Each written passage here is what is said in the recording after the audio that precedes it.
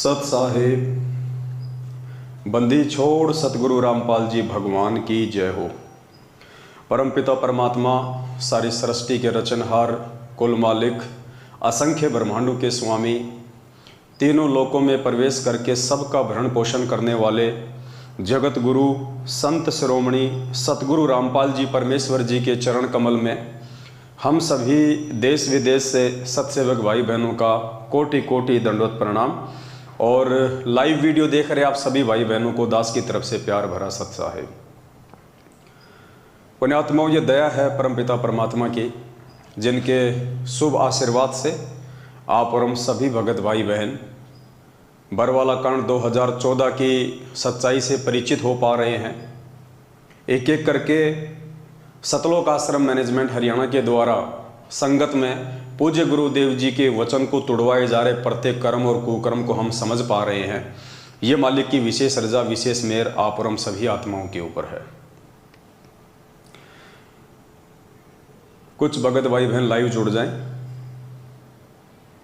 और जो लाइव जुड़ चुके हैं उनसे दास की प्रार्थना है आप जी वीडियो को ज़्यादा से ज़्यादा शेयर करें, ताकि सभी भगत भाई बहनों तक जो संदेशा परमपिता परमात्मा दिलवाना चाहते हैं वो संदेशा परमात्मा की आत्माओं तक पहुँचे। और जिस मकसद के लिए परमात्मा ने हम सत्सेवकों को खड़ा किया है, जो सात संगतियाँ पूज्य गुरुदेव जी रखवा रहे हैं, उन सात संगतियों का लाभ भगत समाज को मिले।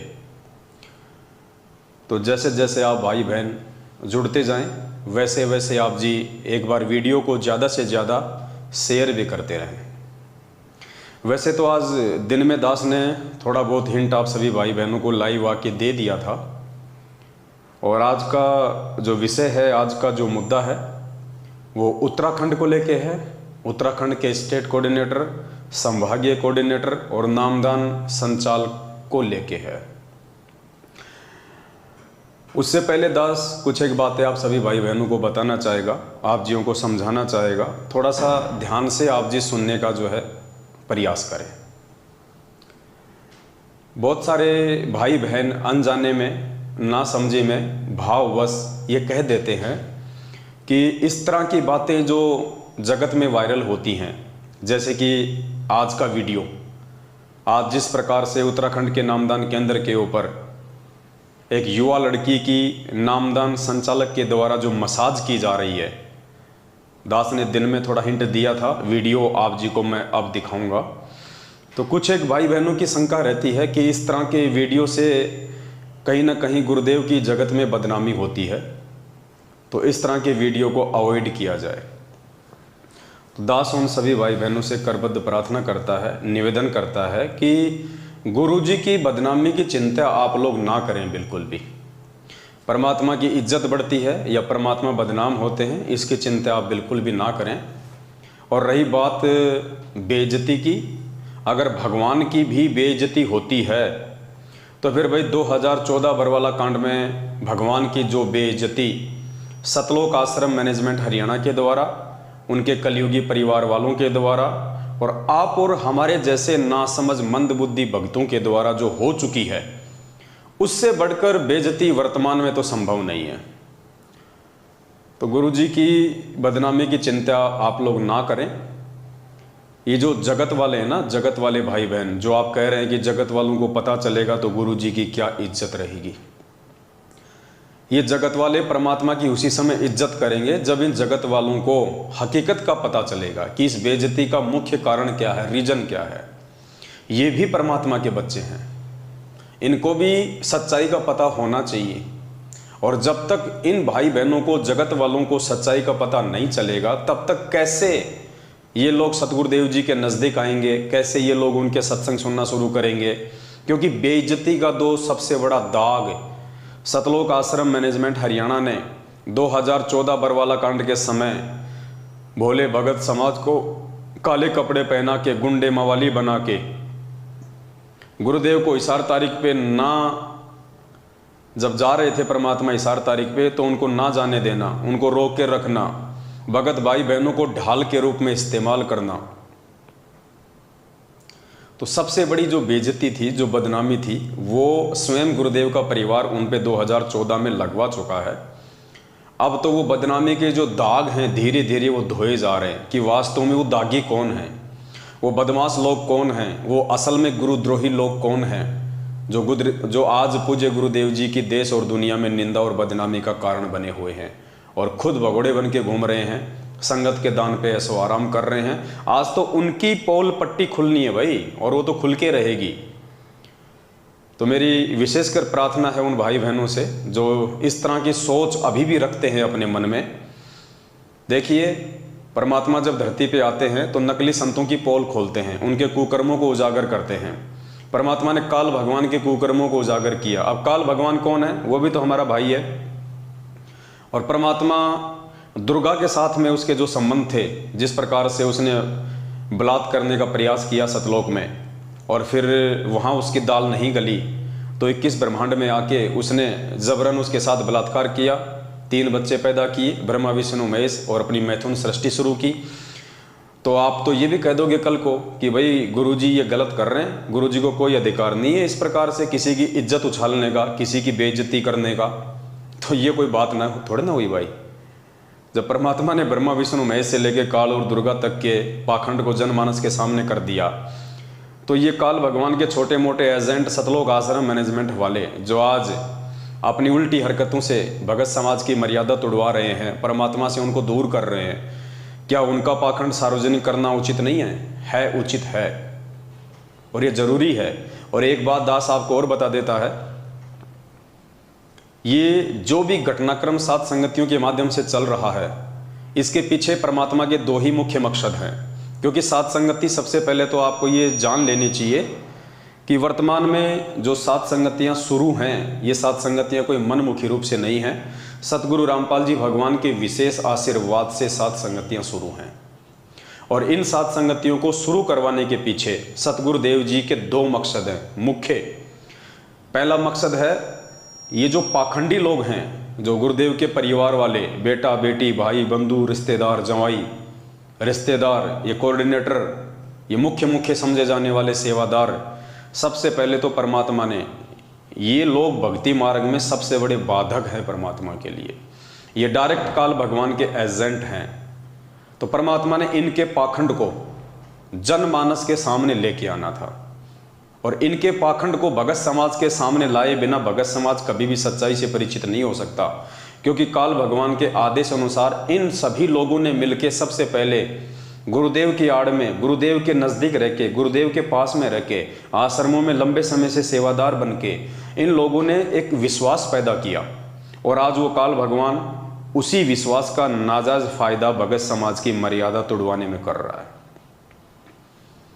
तो ये सबसे बड़ा रोड़ा है, सबसे बड़ी बाधा है इस परमात्मा के मार्ग में, सबसे बड़ा ब्रेकर है उनका परिवार और ये मैनेजमेंट। तो भाई इसका तो पाखंड जनमानस के सामने आना जरूरी है और आके रहेगा। और 90% आ भी चुका है। भगत समाज धीरे धीरे सच्चाई से परिचित हो भी रहा है और हजारों की संख्या में लोग आए दिन मैनेजमेंट के कुकर्मों को देख के अपनी भक्ति बचाने के लिए इनसे नाता तोड़ भी रहे हैं। और ये होके रहेगा। एक दिन ये सतलोक आश्रम मैनेजमेंट हरियाणा खाली खोखा बन के रह जाएगा, एक भी व्यक्ति इनके पास में नहीं रहेगा। सब के सब लोग जिनको परमात्मा चाहिए, जो भक्ति के प्यासे हैं, वो लोग सात संगत से जुड़ जाएंगे। और जिनके संस्कार कमजोर हैं और जिनकी मर्यादाएं टूटी हुई हैं, वो लोग अपने घर बैठ जाएंगे या दूसरे पंथों संतों के पास जाके अपना जीवन बर्बाद कर लेंगे। तो ऐसे भाई बहनों से दास की प्रार्थना है, आप बिल्कुल भी परमात्मा की इज्जत और बेइज्जती की टेंशन ना लें। दूसरा मकसद सात संगति का, जो परमात्मा की विशेष आत्माएं हैं, जो विश्वासी आत्माएं हैं, जिनको परमात्मा ने इसी जन्म में पार करना है, जिनका मोक्ष करना है, जो परमात्मा के हीरे मोती लाल हैं, उन सभी आत्माओं को परमात्मा ने इनके पाखंड को दिखा दिखा के और सात संगतियों से जोड़ना है, उनको सच्चाई के रास्ते पे लाके खड़ा करना है, ताकि आगे की यात्रा वो मर्यादा में रह के शुरू कर सकें। और मर्यादा में रहेंगे तो ही हमारी भक्ति बनेगी, तो ही हम परमात्मा के भगत कहलाएंगे, अन्यथा हम भक्ति और भगवान से कोसों दूर हैं। तो ये दो मकसद हैं परमात्मा के, आप इनको गांठ बांध लीजिए। मैनेजमेंट का सत्यानाश निश्चित है, होके रहेगा, कोई रोक नहीं सकता। क्योंकि ये सतलोक आश्रम मैनेजमेंट हरियाणा कह लीजिए या गुरुदेव का कलयुगी परिवार कह लीजिए, ये भक्ति मार्ग में सबसे बड़ा रोड़ा है, सबसे बड़ी बाधा है, जिसको उखाड़ फेंकना परमात्मा के लिए नितांत आवश्यकता है।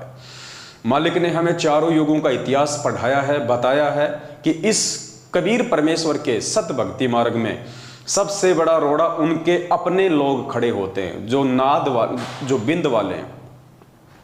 दो प्रकार के होते हैं, एक नाद के, एक बिंद के। नाद वो होते हैं जो सतगुरु के वचन के बेटा बेटी होते हैं, जैसे आप और हम, और एक होते हैं बिंद के, जो उनके परिवार के होते हैं। तो परमात्मा ने कहा कि बिंद वालों ने तो इस भक्ति का हमेशा ही बट्ठा बैठाया है, और मेरा जो मार्ग है वो हमेशा मेरे नाद पुत्रों से, मेरे वचन के शिष्य और शिष्यों से चलता है।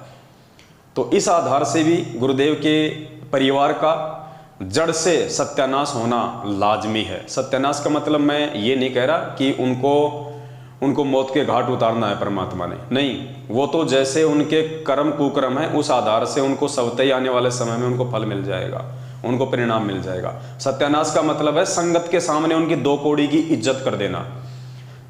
आज नादानी में मूर्ख संगत का कुछ हिस्सा जो गुरुदेव के परिवार को, उनके परिवार के होने के चलते ब्रह्मा विष्णु महेश की तरह बहुत बड़ी उपाधि देके बैठे हैं और उन्हीं के सारे सतलोक जाने की सोच रहे हैं।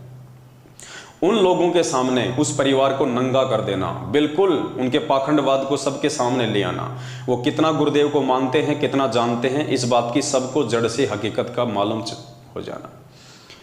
और तीसरी बात, परमात्मा ने तो अपने बेटा बेटी की भी नहीं छुपाई।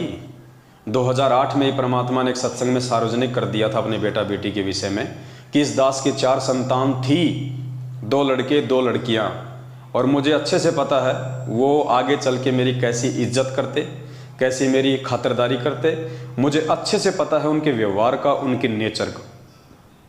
तो परमात्मा ने तो अपने बेटा बेटी की 2008 में ही खाट खड़ी कर दी थी। एडी से लेके चोटे तक उनके पाखंड को नंगा कर दिया था, ये 2 शब्द कह के कि मुझे अच्छे से पता है उनके व्यवहार का, उनके नेचर का, वो मेरी क्या सेवा करते, क्या मेरी खातिरदारी करते।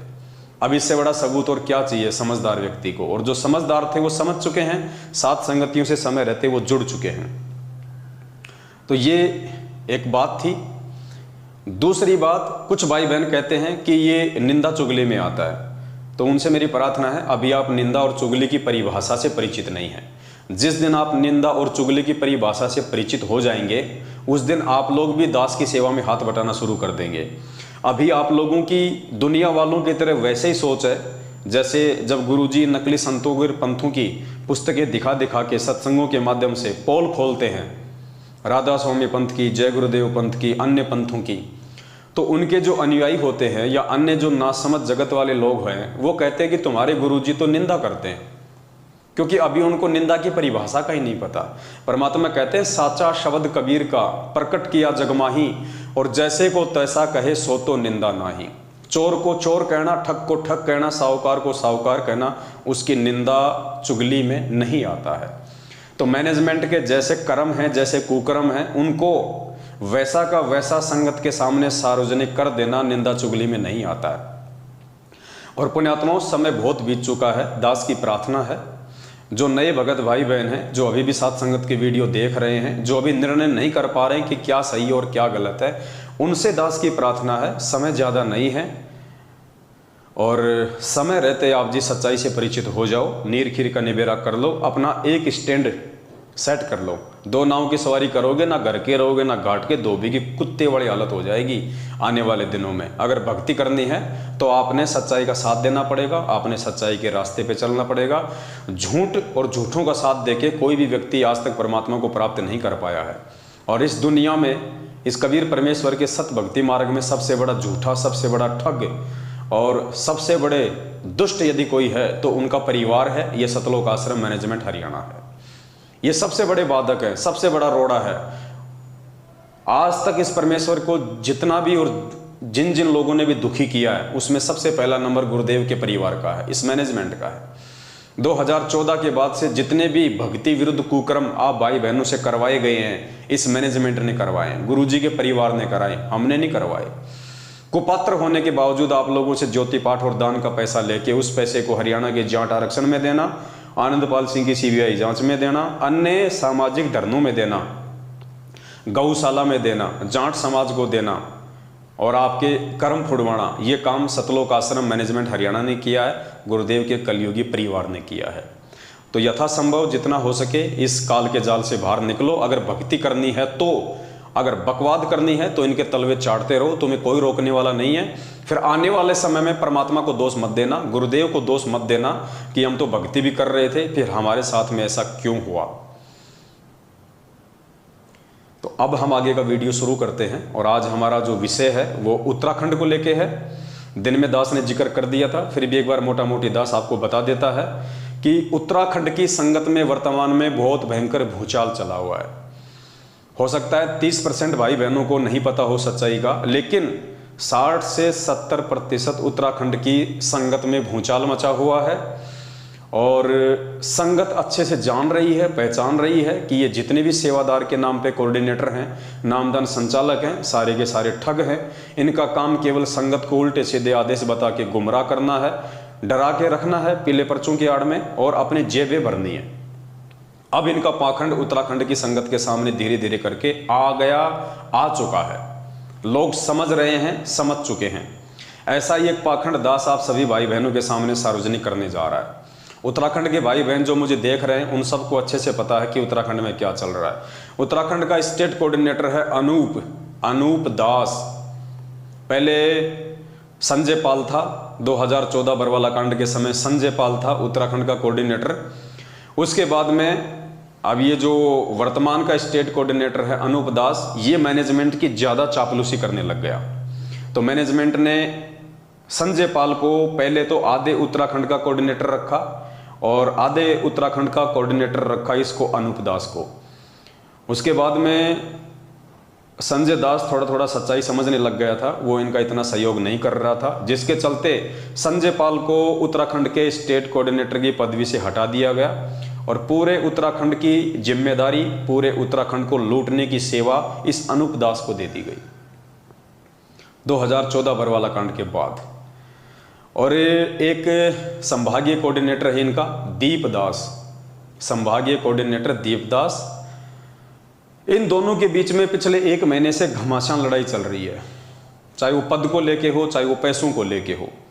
ज़्यादातर उत्तराखंड की संगत को इस बात का पता है। इन दोनों के बीच में भयंकर लड़ाई झगड़ा चल रहा है। दोनों की आपस में माँ बहन होती है, माँ बहन की गालियों से ये बातें करते हैं, एक दूसरे की निंदा चुगली करते हैं और 20 लाख का गबन का आरोप उत्तराखंड के स्टेट कोऑर्डिनेटर अनूप दास ने दीप दास जो कि संभागीय कोऑर्डिनेटर है उसके ऊपर लगा रखा है।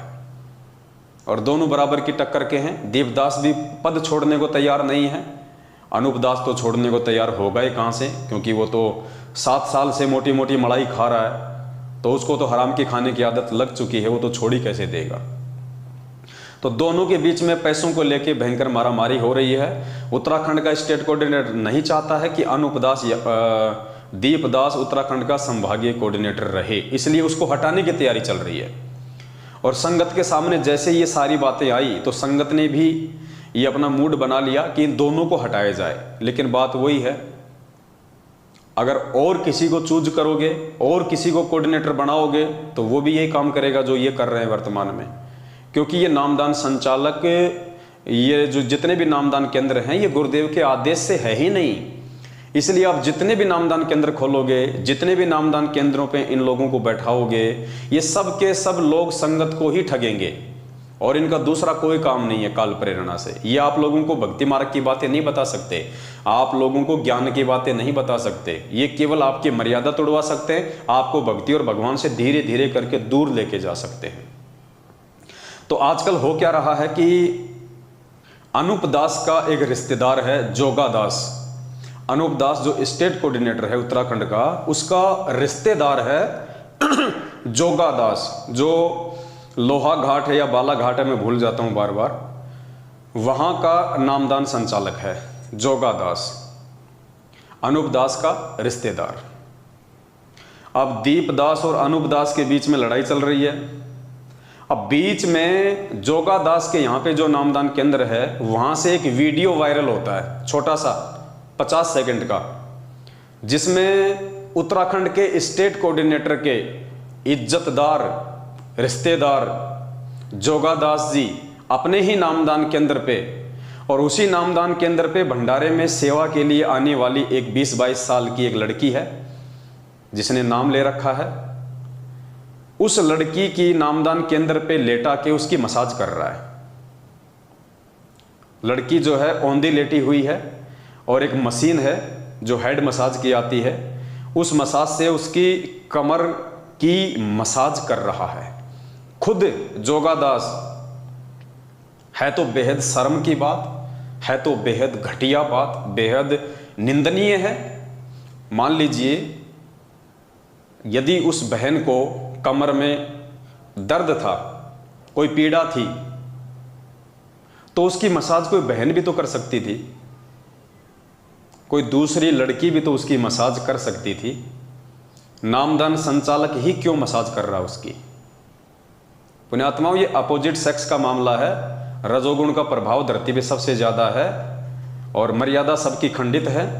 ये तो सिर्फ दास आपको एक ऑप्शनल बात बता रहा है कि मान लीजिए उस लड़की की कमर में दर्द था, तो उसकी मसाज कोई दूसरी लड़की भी तो कर सकती थी। वहां पे और भी लोग खड़े हैं, अभी आपको वीडियो दिखाऊंगा, उसमें और माता बहनों की भी आवाज आ रही है जो वहीं बैठे हुए हैं, और वो जोगादास नामदान संचालक ही उस बहन की मसाज कर रहा है। शर्म की बात है। और उसके बाद फिर वीडियो भी वायरल कर रहा है। अब धीरे धीरे उत्तराखंड में जब ये वीडियो फैलने लगा, दास पहले आपको एक बार वीडियो दिखा देता है, और उत्तराखंड के बालाघाट या लोहाघाट के जो भाई बहन है, चंपावत जिला है, जिला चंपावत बालाघाट, एक मिनट में अभी देख लेता हूं कौन सा घाट है वो।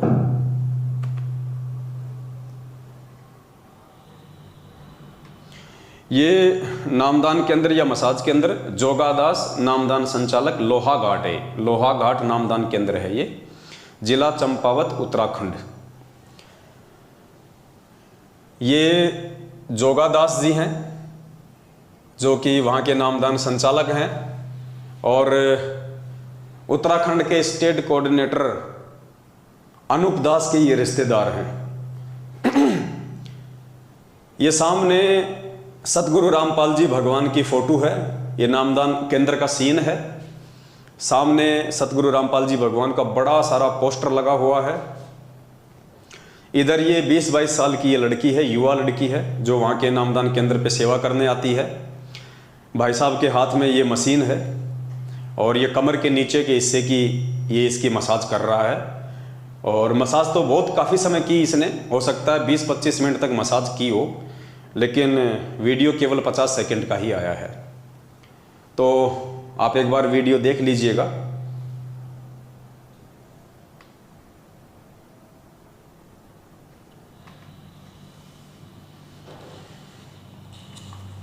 ये देखिए जोगादास जी, हमारी युवा बहन है, 20-25 साल की, भंडारे में सेवा करती है, खुद उसकी मसाज कर रहा है। कहाँ मसाज कर रहा है ये भी देख लीजिए। लड़की हंस भी रही है, आवाज आएगी।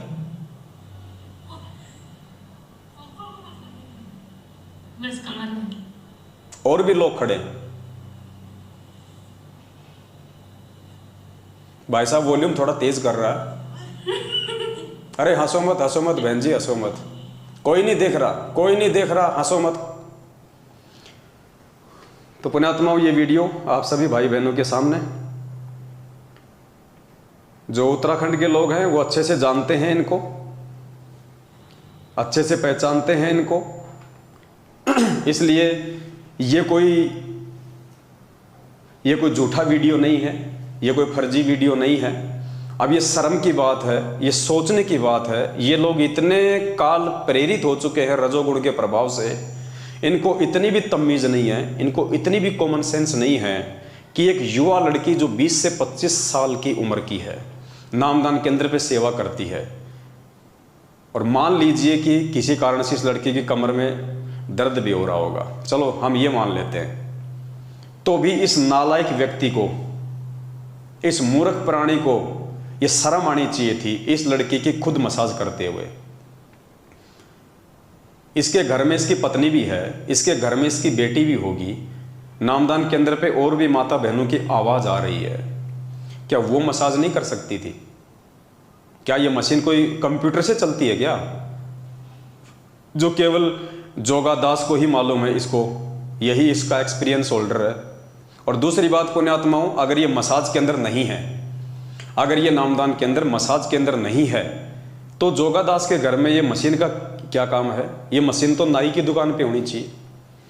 इस मशीन से तो नाई लोग मसाज करते हैं। पहली बात तो भगत को कोई मतलब ही नहीं है अपने घर पे मसाज की मशीन रखने का, तो ये मशीन क्यों रखी हुई है?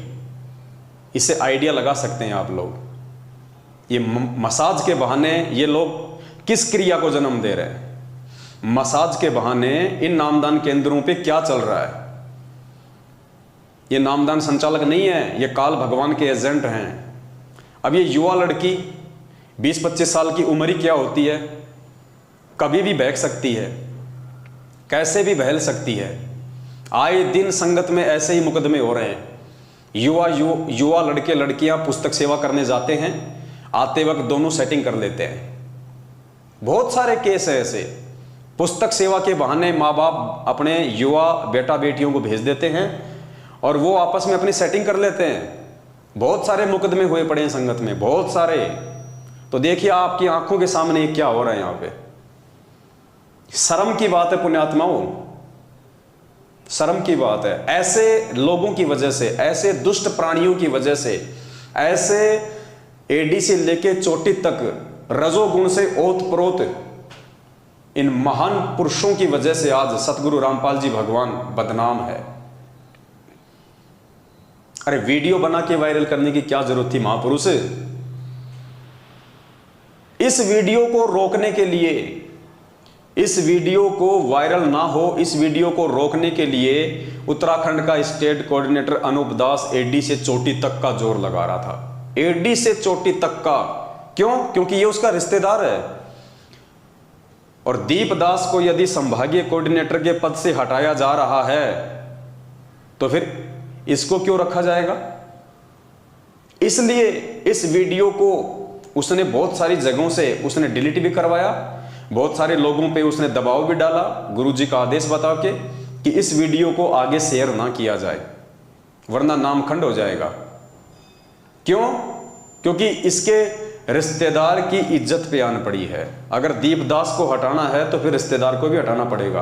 अब रिश्तेदार को हटा नहीं सकता क्योंकि रिश्तेदार उसको पैसे कमा कमा के दे रहा है, रिश्तेदार भी अच्छे तरीके से मसाज कर रहा है, बढ़िया उसका भी मन बहल रहा है। इसलिए 1 महीने से उत्तराखंड के स्टेट कोऑर्डिनेटर अनूप दास और संभागीय कोऑर्डिनेटर दीपदास के बीच में 36 का आंकड़ा हो रखा है। अपने इस सारी गंदगी के बीच में कौन पिस रहा है, कौन मर रहा है? नुकसान किसका है? परमात्मा का और संगत का। सबसे बड़ा नुकसान संगत का। अब आप सोचिए, ऐसे रजोगुण से प्रभावित व्यक्तियों के नामदान केंद्रों पे जाके आप क्या नाम शुद्ध करवाएंगे? आप इनके तो खुद के नामखंड पड़े, इन व्यक्तियों के तो खुद के नामखंड पड़े हैं, तुम्हारे नाम कहां से शुद्ध करवाएंगे? और जो इज्जतदार भाई बहन हैं, जिनके समाज में इज्जत है, जो अच्छे घरों के भगत भाई बहन हैं, उनसे मेरी हाथ जोड़ के विनती है, पहली बात तो इन फर्जी नामदान केंद्रों पे आप जाइए मत, क्योंकि ये काल भगवान के नामदान केंद्र हैं, ये सतगुरु रामपाल जी भगवान के नहीं हैं। और फिर भी यदि आप अपनी छोटी सोच के चलते, हमारी बातों को महत्व ना देने के चलते इन नामदान केंद्रों पे जाना पसंद भी करते हैं, तो भाई मेरी हाथ जोड़ के विनती है, आपकी जो युवा लड़कियां हैं, आपकी युवा बहन है, आपकी युवा पत्नी है या आपकी लड़की है, आप उनको अकेले में किसी भी नामदान केंद्र पे ना भेजिए, क्योंकि हर नामदान केंद्र पे भगत के भेष में एक भेड़िया बैठा है, एक राक्षस बैठा है। कब आपकी बहन बेटी और पत्नी के साथ में कुकर्म हो जाए कोई भरोसा नहीं है, कोई गारंटी नहीं है। कल को ये मत कहना कि हमारे को किसी ने बताया नहीं। सबको पता है, आज से 2 साल पहले मध्य प्रदेश के धार जिले के नामदान केंद्र पे आदिवासी समाज की एक भूरी दासी नाम की बहन, दास ने 3 घंटे का वीडियो बनाया था, अपने 3 बच्चों के साथ में या 2 बच्चों के साथ में, छोटे छोटे बच्चों के साथ में नाम शुद्ध करवाने गई थी। पुण्यात्माओं, धार जिले का नामदान सेवादार, उसका नाम भूल गया मैं, क्या नाम था भगत जी उसका, ध्यान है? जो मर गया अभी, एक्सीडेंट में मरा, उसका नाम दास के दिमाग से निकल गया। भैरूलाल जो धार जिले के नामदान पे सेवा करता था, फार्म भरने की, नाम दीक्षा दिलवाने की। हालांकि अभी 1 महीने पहले उसका एक्सीडेंट हुआ और वो मर गया अकाल मौत, ट्रैक्टर के नीचे दब के। अब जैसे कर्म करोगे वैसे परिणाम तो मिलेंगे। उस व्यक्ति ने उस बहन के साथ 8 दिन तक नामदान केंद्र के ऊपर बलात्कार किया, उस बहन को अपनी हवस का शिकार बनाया। और जब मामला सबके सामने आ गया तो देखिए, दुष्ट लोग मैनेजमेंट वाले उस मामले को दबाने के लिए गुरुजी का आदेश बता रहे हैं कि गुरुजी का आदेश है इस मामले को दबा दिया जाए। 10-15 लाख रुपए उस बहन के पति को भी दिए ताकि वो अपनी FIR वापस ले ले। उस बहन को कोर्ट में ले जाके एफिडेविट लिखवा लिया कि हमें आपस में प्यार हो गया था। 3 बच्चों की माँ वो भूरी दासी, 2 बच्चों का बाप वो भैरूलाल, और आपस में उनको आई लव यू हो गया।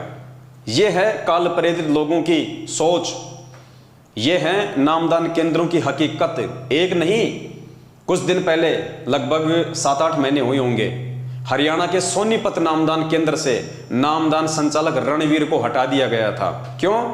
वहां जो माता बहनें आती थी वो उनके मोबाइल नंबर लेके फिर रात को मीठी मीठी बातें करता था। उसकी एक ऐसी ही ऑडियो किसी बहन के साथ वायरल हो गई, अश्लील बातें करते हुए। बताओ, जिसके खोपड़ी में सफेद बाल आ रहे हैं, नामदान संचालक है रणवीर दास, सोनीपत नामदान केंद्र का, हरियाणा, और माता बहनों के साथ में अश्लील बातें करता है। और जब वो ऑडियो उसकी वायरल हुई तो उसको कुछ दिनों के लिए हटा दिया गया। 1 महीने बाद उसको वापस सेवा में ले लिया। मामला ठंडा हो गया। संगत मूर्ख है, संगत ने ध्यान नहीं दिया। तो ये एक नहीं पुण्यात्माओं, इनके जितने भी नामदान केंद्र हैं, कुछ एक को छोड़ के 90% जितने भी नामदान केंद्र हैं, ये सब के सब हवस के अड्डे हैं। ये सब के सब हवस के अड्डे हैं। कुछ माता बहनें तो शर्माते हुए बताती नहीं है फिर बातें। कुछ माता बहनें तो शर्माते हुए अपनी इज्जत के डर से इनकी हकीकत बाहर आके नहीं बताती हैं, और कुछ चीजें परमात्मा की दया से बाहर आ जाती हैं ताकि संगत को मालूम पड़े कि हकीकत क्या है। तो ये हकीकत आपके सामने है, कोई झूठ नहीं है, कोई पाखंड नहीं है, वीडियो में प्रमाण है। ये जोगादास जी हैं जो व्हाइट कलर की टोपी पहन रखी है, सब जानते हैं उत्तराखंड के लोग इनको, चंपावत जिले के हैं। बालाघाट नामदान केंद्र है, लोहा घाट। वीडियो एक बार फिर से देख लीजिए, अगर आपको समझ में नहीं आया, ढंग से नहीं दिखाया तो वीडियो एक बार फिर से देख लीजिए।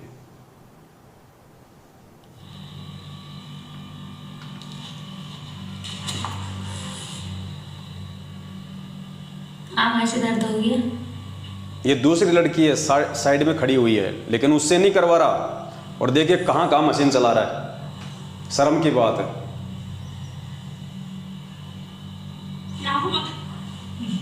गुदगुदी हो रही है, हंस रही है। बस कमर में।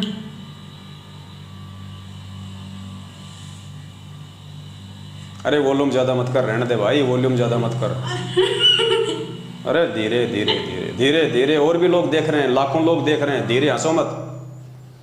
तो ये है पुण्यात्माओं हकीकत इन फर्जी नामदान केंद्रों की। आए दिन दास कुत्ते की तरह भोगता रहता आप सभी भाई बहनों को। और निवेदन करूंगा, फिर से निवेदन करूंगा, जो इज्जतदार भाई बहन हैं, जिन्होंने गलती से इन फर्जी नामदान केंद्र से नाम दीक्षा ले ली ऑनलाइन या वहां जाके, प्रार्थना है अपनी माता बहनों को, अपनी बेटियों को अकेले में, कम से कम अकेले में इन नामदान केंद्रों पे भेजने की महागलती ना करें। कब आपकी घर की इज्जत को बाजार में नंगा कर दिया जा सकता है, कोई भरोसा नहीं है, कोई भरोसा नहीं है। ये राक्षस लोग हैं। अरे जो सतगुरु रामपाल जी भगवान के साथ में दगा कर सकते हैं, उनकी संगत के साथ में दगा कर सकते हैं, आपकी बहन बेटियां उनके लिए क्या महत्व रखती हैं? तो दास की प्रार्थना है, थोड़ा बचिए इन लोगों से और बचाइए अपने घर की इज्जत को इन फर्जी नामदान केंद्रों पे भेज के। और पुण्यात्माओं, समय रहते साथ संगति से जुड़ जाओ।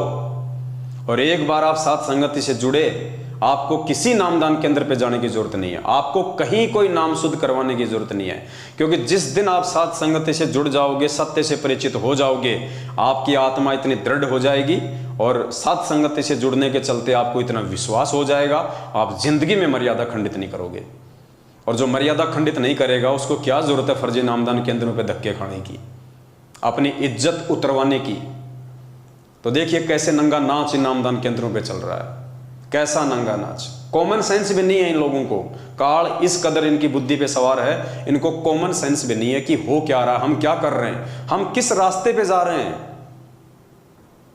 ये परमात्मा की विशेष मेहर समझ लेना पुण्यात्माओं, जो ये वीडियो बाहर निकल के आया है, वरना इस वीडियो को रोकने के लिए तो लाखों रुपए बर्बाद कर दिए मैनेजमेंट ने, संगत का लाखों रुपया, कि ये वीडियो संगत में वायरल ना हो।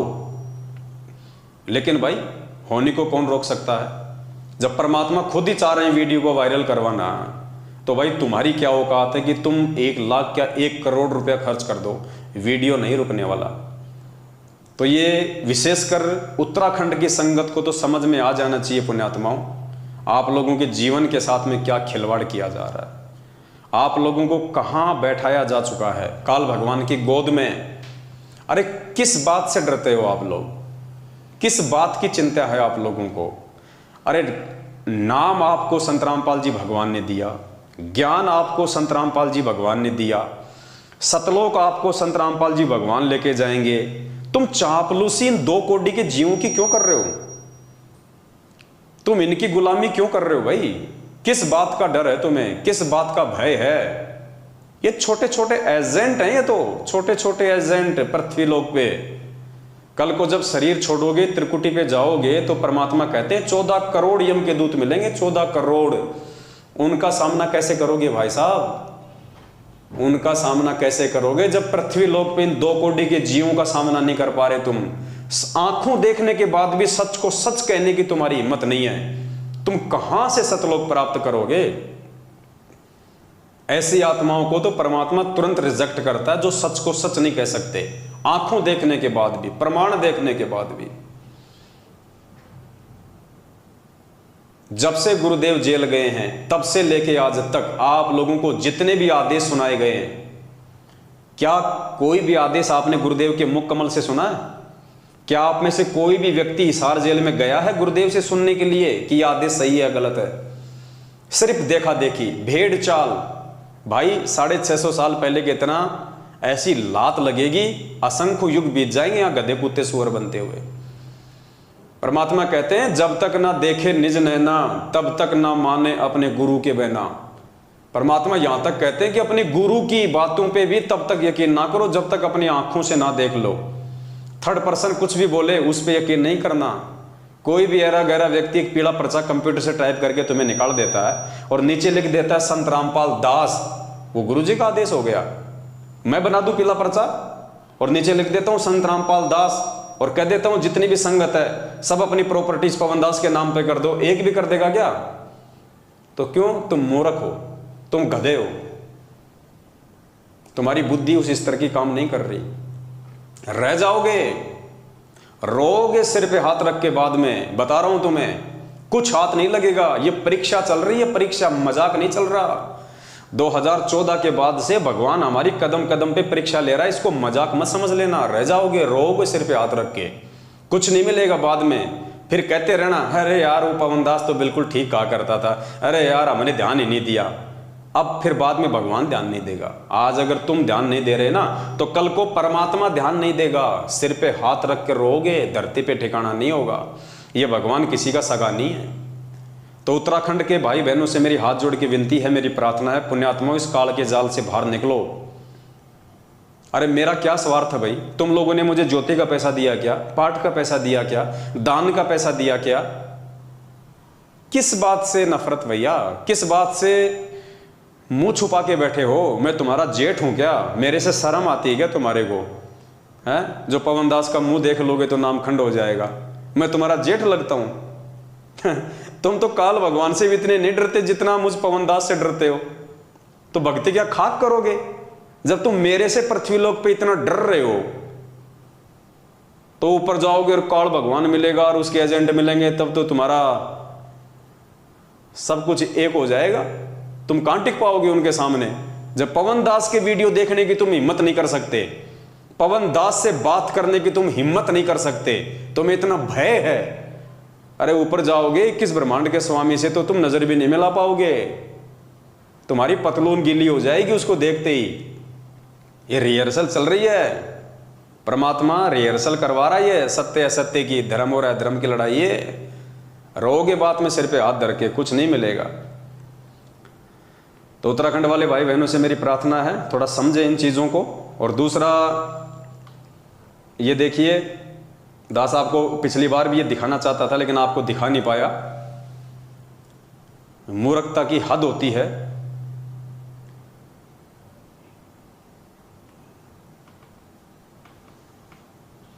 ये देखिए, ये एक आरटीआई है जो 27 मई 2022 यानी पिछले महीने की 27 तारीख को ये आरटीआई मध्य प्रदेश के भक्तों ने लगाई हिसार जेल में, ये जानने के लिए कि हिसार जेल के नाम से सतलोक आश्रम मैनेजमेंट हरियाणा जो पीले पर्चे भेजता है, फर्जी लेटर बना के भेजता है, नकली ऑडियो भेजता है, पुस्तकें छाप छाप के भेजता है कि गुरुजी ने जेल से लिख के भेजी हैं, ये सब सही हैं या गलत हैं, इनमें कितनी सच्चाई है, इस बात को जनमानस के सामने लाने के लिए कोई लॉर्ड बुद्धा फाउंडेशन नाम करके कोई एक संस्था है। हालांकि वो लोग ज्ञान आधार से नहीं चल रहे हैं, गुरुजी को परमात्मा नहीं मानते हैं, मान बढ़ाई वश उन्होंने, पहले वो दास के साथ में थे, उसके बाद में मान बढ़ाई वश वो लोग दूर हो गए। उन्होंने सोचा कि हम भी संगत को ऐसे जोड़ लेंगे जैसे पवन दास ने जोड़ लिया। पवन दास ने संगत को नहीं जोड़ा, परमात्मा ने जोड़ा है। तो पवन दास बनने की चाहत में इन्होंने मेरे से अलग होके एक नया पाखंड शुरू किया कि हम गुरुजी की जमानत करवाएंगे। जमानतनामा फॉर्म भरवाए मूर्खों से, 500 रुपये ले लिए कई मूर्खों से, और वही हालत है आज, वहीं के वहीं है वो। तो उन्होंने एक आरटीआई लगाई अभी पिछले महीने। तो उस आरटीआई में क्या जवाब आया है? राज्य जन सूचना अधिकारी कम जेल अधीक्षक केंद्रीय हिसार जेल नंबर 2 सेवा में श्री BL सूर्यवंशी, अध्यक्ष लॉर्ड बुद्धा फाउंडेशन, 197/1 सूरज पोल, रणजीत पैलेस, सूरज पोल, रतलाम, मध्य प्रदेश। ये क्रमांक नंबर हैं आरटीआई के, ITR है या RTI क्या, मुझे तो पता भी नहीं इनका। ये क्रमांक नंबर है 3165, दिनांक 27/5/2022। विषय सूचना के अधिकार अधिनियम 2005 की धारा 6/1 के तहत आवेदन एवं धारा 7/1 के तहत जानकारी दस्तावेज प्रदान करने बाबत।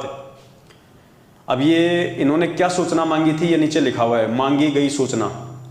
तो इन्होंने क्या सूचना मांगी थी हिसार जेल से? संत रामपाल दास जी केंद्रीय जेल नंबर 2 हिसार में वर्ष 2015 से बंद है के द्वारा वर्ष 2015 से अप्रैल 2022 तक की अवधि में संत रामपाल दास जी द्वारा जेल में रहते हुए जेल से बाहर पुस्तकें, पैम्पलेट, संदेश, ऑडियो, वीडियो जारी हुए हैं की प्रमाणित प्रतियां। तो इन्होंने ये आरटीआई लगाई कि 2015 से लेके आज 2022 तक संत रामपाल जी जो कि जेल में बंद हैं, उनके द्वारा बाहर यदि कोई ऑडियो, वीडियो, संदेश, पुस्तक, लेटर कुछ भी आया हो तो उसकी जानकारी दीजिए। तो जेल की तरफ से सूचना दी गई है, प्रदान की गई सूचना, कोई पुस्तकें, पैम्पलेट, संदेश, ऑडियो व वीडियो इत्यादि इस कार्यालय द्वारा प्रेषित नहीं किया गया है, इसलिए सूचना शून्य है। हिसार जेल से जवाब आया कि कोई भी ऑडियो, वीडियो, लेटर, पैम्पलेट, संदेश आज तक संत रामपाल जी के द्वारा हिसार जेल से बाहर नहीं भेजी गई है। पुण्यात्मा, आरटीआई है, सरकारी दस्तावेज है, कोई हाथ से बनाया हुआ नहीं है। इस पे भी कोई मूर्ख यकीन ना करे तो भाई उसकी बुद्धि पे पत्थर पड़े। फिर ये सारा का सारा षड्यंत्र ये मैनेजमेंट वाले अपने स्तर पे संगत को ठगने के लिए। देखो पुण्यात्मा, दास पहले भी कई बार स्पष्ट कर चुका है, दास आज भी आप लोगों को बोल रहा है, सतलोक आश्रम मैनेजमेंट हरियाणा और गुरुजी का परिवार, इन्होंने फाइनल मान लिया है कि संत रामपाल जी जेल से बाहर कतई नहीं आने वाले। क्योंकि जो व्यक्ति अपने गुरु को मानुष मानेगा, अपने जैसा मानेगा, एक इंसान मानेगा, वो उसी आधार से सोचेगा। तो इन्होंने देखा कि संत रामपाल जी के ऊपर डबल आजीवन उम्र कैद की सजा हो चुकी है, यानी मरते दम तक उनको जेल में रहना है। तो एक आम व्यक्ति मानने के चलते इनको फाइनल हो गया कि संत रामपाल जी अब जेल से बाहर नहीं आने वाले। अब संगत को हाथ से मत जाने दो, संगत का फायदा उठाओ। तो इन्होंने गुरुजी के आदेशों की आड़ में ये पैम्पलेट, पुस्तक, संदेश, ऑडियो, ये एक इन्होंने ड्रामा रचा कि संगत मूर्ख है, संगत भोली है, हम गुरुजी के परिवार वाले हैं, हम कोऑर्डिनेटर हैं, हम स्टेट कोऑर्डिनेटर हैं, संगत मूर्ख है, हमारे ऊपर ही विश्वास करेगी कि ये तो गुरुजी का भाई है, ये तो गुरुजी की बेटी है, ये तो गुरुजी का जवाई है, ये तो स्टेट कोऑर्डिनेटर है, आश्रम में गुरुजी के साथ में सेवा करता था, हमने इसको बहुत देखा आश्रम में। तो संगत हमारे ऊपर विश्वास करेगी और हम गुरुजी के आदेशों की आड़ में संगत को जम के लूटेंगे। और ये लूट पिछले 8 वर्षों से अनवरत जारी है। और इस लूट में मंदबुद्धि, नासमझ और बेबुद्धि किस्म के इंसान आते हैं जो इस लूट का हिस्सा बने हुए हैं, जो इतना ज्ञान लेने के बाद भी अपने गुरुजी के वचनों को छोड़ के, अपने गुरुदेव के सत्संग रूपी वचनों को छोड़ के, इन 2 कोडी के गुरुजी के परिवार वाले और कोऑर्डिनेटर और ये जगह जगह जो भिखारी बैठा दिए गए हैं नामदान केंद्र खोल खोल के, इनके आदेशों को महत्व दे रहे हैं। पुण्यात्माओं, कहां सतलोक जाओगे? ये रिहर्सल हो रही है, परमात्मा हमसे अभ्यास करवा रहा है कि जब तुम यही ठगे जा रहे हो तो ऊपर तुम कैसे साहूकार बनोगे? जब तुम यही नहीं समझ पा रहे कि मेरे गुरुदेव ने 27 साल से मुझे क्या पाठ पढ़ाया, बेटा राजनीति नहीं करनी, राजनीति बहुत गंदा खेल है, भगत को राजनीति से दूर रहना चाहिए, जगतकार भगत का 36 का आंकड़ा है, ना गलत काम करना, ना गलत काम में सहयोग देना, और तुम्हारे को एक पीला पर्चा निकाल के और राजनीति करवा के कि बीजेपी को ही वोट देना है। और एक पर्चे में तो इन महापुरुषों ने यहां तक लिख दिया कि जिन जिन भक्तों ने बीजेपी को वोट नहीं दिया उनका तो जिंदगी में कभी नाम ही शुद्ध नहीं होगा। गुरुजी का आदेश बता दिया। कमाल हो गया भाई, बताओ। राजस्थान का एक गैंगस्टर जो पुलिस एनकाउंटर में मारा गया था 4-5 साल पहले, आनंदपाल सिंह, बताओ उस गैंगस्टर का हम भक्तों का क्या संबंध? लेकिन उस गैंगस्टर की सीबीआई जांच के समर्थन में तकरीबन 2000 भक्तों को राजस्थान के अजमेर में राजपूत करनी सेना की रैली में खड़ा कर दिया गया। और एक 2.5 फुट का आदमी, एलडी जोधपुर वाला लक्ष्मण दास, वो भी राजपूत, उस राजपूतों की सभा में मैनेजमेंट ने उस 2.5 फुट के आदमी को खड़ा कर दिया। 5 लाख रुपए का चेक भगत समाज के दान का उन राजपूतों को दिया। अब वो राजपूत क्या करेंगे भाई? धर्म भंडारे में लगाएंगे या शराब पिएंगे, राजनीति में लगाएंगे, उल्टे कामों में लगाएंगे। इसलिए आज ये संगत अकाल मौतों का कहर झेल रही है। इसलिए संत रामपाल जी भगवान की संगत में जितनी लाशें उठ रही हैं, इतनी तो नकली संतों की संगत में भी नहीं उठ रही। अकाल मौत, जबकि ये भगवान तो गारंटी देता है कि मेरे से नाम उपदेश लेने के बाद यदि आप मर्यादा में रहोगे, काल आपको छू भी नहीं सकता, काल आपको हाथ भी नहीं लगा सकता। ये परमात्मा का वचन है। फिर क्यों अकाल मौत हो रही है? क्यों आए दिन सारनामी लोग, सतनामी लोग गाड़ियों के नीचे एक्सीडेंट होके मर रहे हैं, अकाल मौत मर रहे हैं, बीमारियों से मर रहे हैं? क्यों? क्योंकि इस सतलोक आश्रम मैनेजमेंट हरियाणा ने तुम्हारी मर्यादा तोड़वा रखी है। तुम्हें ना घर का छोड़ा, ना घाट का छोड़ा, तुम्हें धोबी का कुत्ता बना के छोड़ दिया इन लोगों ने। तो पुण्यात्माओं, समझ जाओ, हमारा तो केवल एक प्रयास है आप लोगों से विनती करने का। उसके बाद में देखिए एक पीला पर्चा,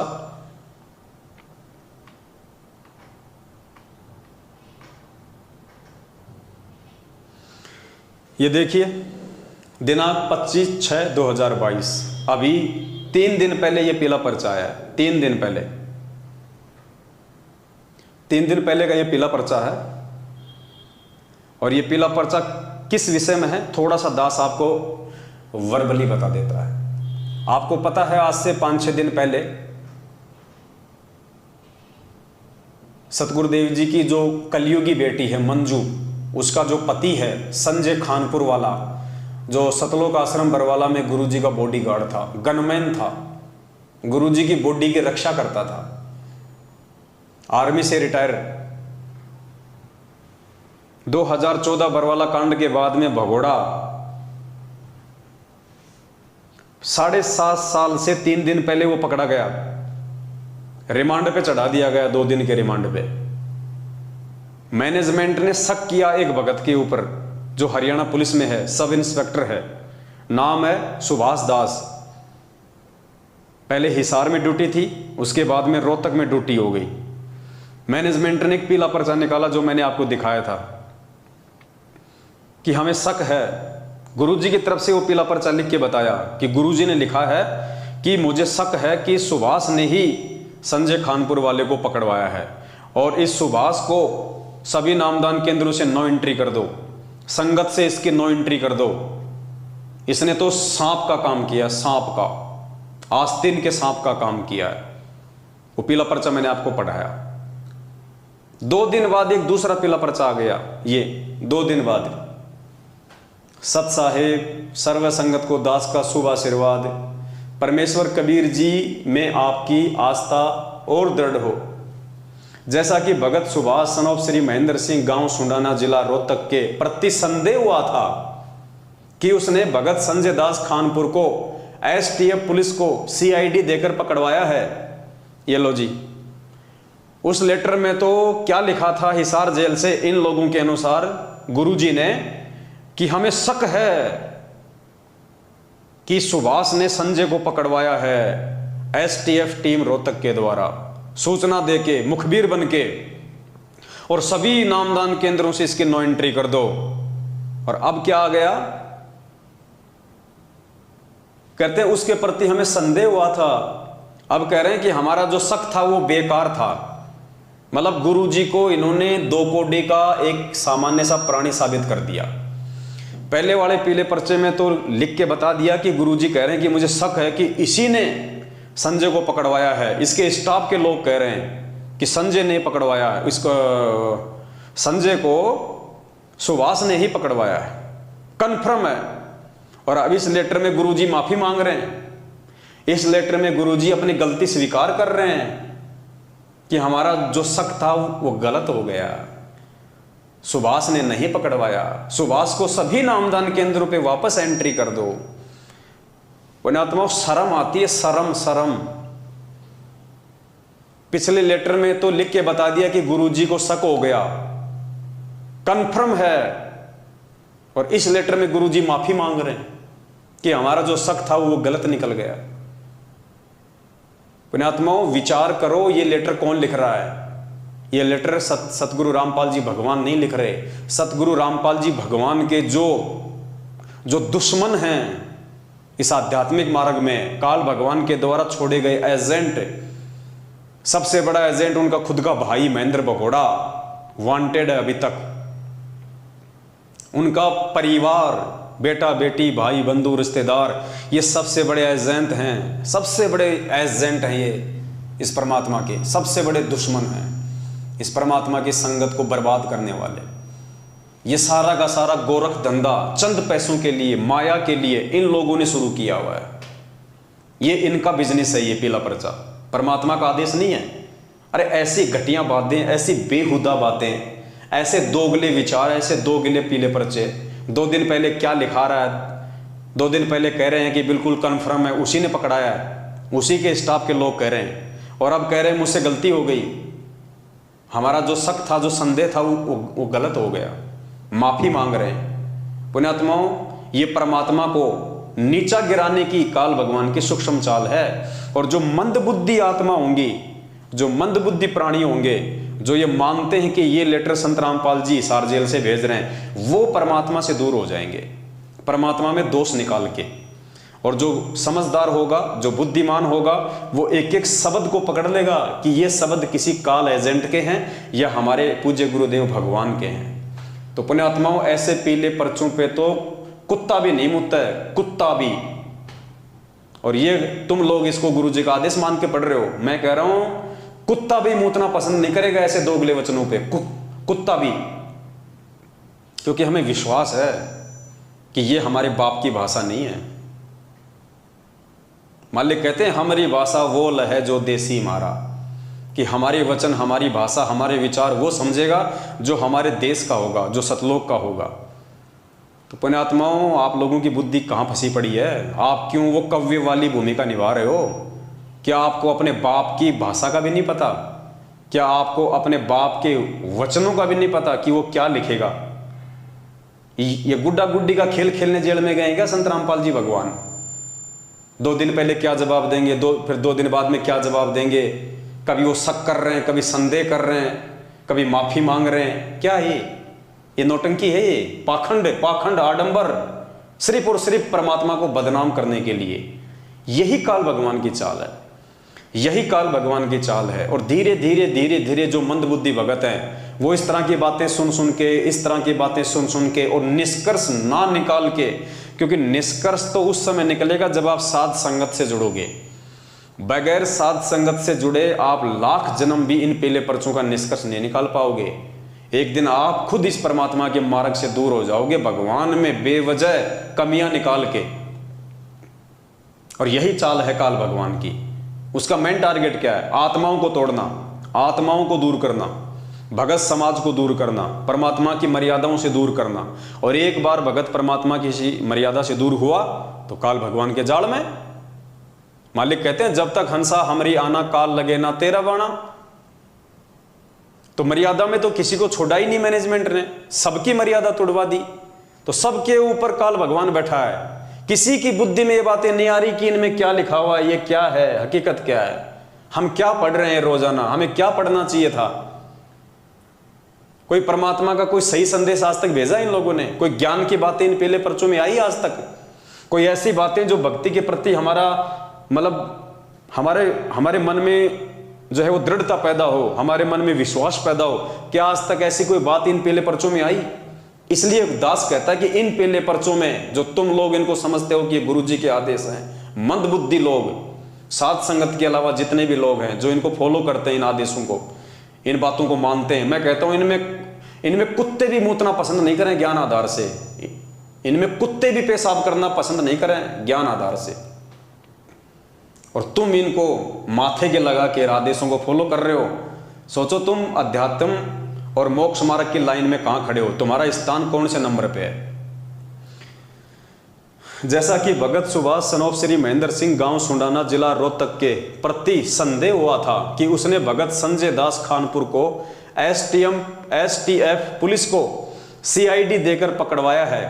उसने अपना स्पष्टीकरण दिया है तथा अन्य जांच से पता चला है कि भगत सुभाष दास निर्दोष हैं।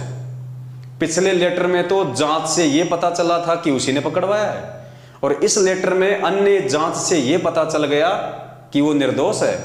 मतलब गुरुजी तो फिर 2 कोड़ी के जीव साबित हो गए। फिर हम क्यों संध्या आरती करते हैं और लास्ट में क्या कहते हैं? अंतर्यामी एक तुम आत्म के आधार, जो तुम छोड़ो हाथ तो मोए कौन उतारे पार। एक तरफ तो हम गुरुजी को अंतर्यामी कह रहे हैं और दूसरी तरफ यहां क्या, अंतर्यामी को यहां पे 2 कोड़ी का जीव साबित किया जा रहा है। 2 दिन पहले तो उन्होंने पक्का बता दिया कि सुभाष ने पकड़वाया है, जांच से पता चला है, उसी के साथियों ने बताया है। और आज क्या कह रहे हैं कि जांच से पता चला है कि सुभाष तो निर्दोष है। पुण्यात्माओं, शर्म करो, शर्म। गधे कुत्ता बनने के लिए भी जगह नहीं बचेगी, गधा कुत्ता बनने के लिए भी जगह नहीं बचेगी अगर यूं ही मूर्खता में चलते रहे तो। ये परमात्मा एक बार हाथ से निकल गए ना, फिर कुम्हार के नीचे आओगे, कुम्हार के, फिर क्या हाल होगा। आज मानव शरीर में सुखी नहीं है, कल को जानवर योनि में कहां से सुखी होगी। ये मजाक नहीं चल रहा, ये धरती पे बहुत बड़ा युद्ध चल रहा है, धर्म युद्ध, काल भगवान और इस पूर्ण परमात्मा सतगुरु रामपाल जी भगवान के बीच में। काल भगवान ने अपने एजेंट के रूप में इस मैनेजमेंट को धरती पे उतार रखा है और सतगुरु ने अपने सेवकों के रूप में सतसेवकों को उतार रखा है।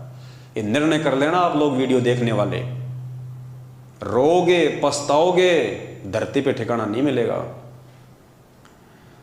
उसकी नो एंट्री समाप्त की जाती है। भगत किसी भी आश्रम, नामदान केंद्रों व सत्संगों में जा सकता है, संदेह के कारण भगत सुभाष दास जी को जो कष्ट हुआ है तो दास क्षमा याचना करता है। ऐसा ही वो सुभाष दास होगा जो इस पर्चे को मान लेगा। अगर सुभाष दास ने इस पर्चे को मान लिया तो नालायक, तेरा गुरु तेरे से माफी मांग रहा है, तेरा गुरु तेरे से माफी मांग रहा है, तेरे को तो जीने का भी हक नहीं दुनिया में। वो सुभाष दास सब इंस्पेक्टर अगर ये वीडियो देख रहा हो तो ध्यान से पढ़ ले इस लाइन को। तेरा गुरु तेरे से माफी मांग रहा हाथ जोड़ के। अगर तुझे लगता है कि ये पीला पर्चा तेरे गुरु जी का है तो तुझे तो धरती पे जीने का अधिकार भी नहीं है। लेकिन किसकी बुद्धि में आएंगी ये बातें? दास का उद्देश्य आपको पटरी पर रखना है, पाप से बचाना, सतलोक पहुंचाना। अब इस लेटर में क्या लिखा जा रहा है गुरु जी की तरफ से कि दास का मकसद आपको पटरी पे रखना है, दास का मकसद आपको भक्ति करवाना है। और अगर इस पीले पर्चे के आने से पहले और पीले जो पिछला जो पीला पर्चा था उस आधार से अगर वो डिप्रेशन में आ जाता और वो आत्महत्या कर लेता कि मेरा तो जीवन का कोई मकसद ही नहीं रहा, मैं तो सब कुछ छोड़ छाड़ के परमात्मा की भक्ति पे लगा हुआ था, परमात्मा ने मुझे रिजेक्ट कर दिया, मेरी नो एंट्री कर दी। अगर वो सुभाष दास 2 दिन पहले डिप्रेशन में आ जाता और आत्महत्या कर लेता, सुसाइड कर लेता, तो क्या खाक उसको पटरी पे रखना है? इस लेटर में लिखा जा रहा है कि दास का उद्देश्य आपको पटरी पर रखना है, पाप से बचाना है। अगर 2 दिन पहले वो मर जाता डिप्रेशन में आके पिछले पीले पर्चे के माध्यम से, तो क्या खाक ये लाइन यहां पे लिखी गई है? पुण्यात्मा, ये है मूर्खता। आपके गुरु को आप ही के द्वारा 2 कौड़ी का साबित करवाया जा रहा है। और सबसे बड़े दोषी, मैनेजमेंट से भी बढ़ के दोषी अगर कोई होगा परमात्मा का तो ये मूर्ख संगत होगी। मूर्ख संगत जो अपने आत्म कल्याण के लिए भी जागरूक नहीं है, सबसे बड़े दोषी आप लोग होंगे। उनका तो काम है तुम लोगों को जहर पिलाना, लेकिन तुम लोग क्या अंधे हो क्या? क्या तुम इतना भी डिफरेंट नहीं कर सकते कि सामने जहर है या फिर ये पानी है? सबसे बड़ी कमी संगत की रहेगी। और जैसे पीला पर्चा आया उसके बाद में एक भगत भाई ने, जो महेंद्र भगोड़े का सुपुत्र अमित गालीबाज, अमित महेंद्र का लड़का, गुरुजी का भतीजा, उससे बात की कि भगत जी बड़ी दुख की बात है कि अपने ही भगत लोग ये गद्दारी कर रहे हैं, अपने ही भगत गद्दारी कर रहे हैं। बताओ, संजय खानपुर को अपने ही भगतों ने सीआईडी करके पकड़वा दिया।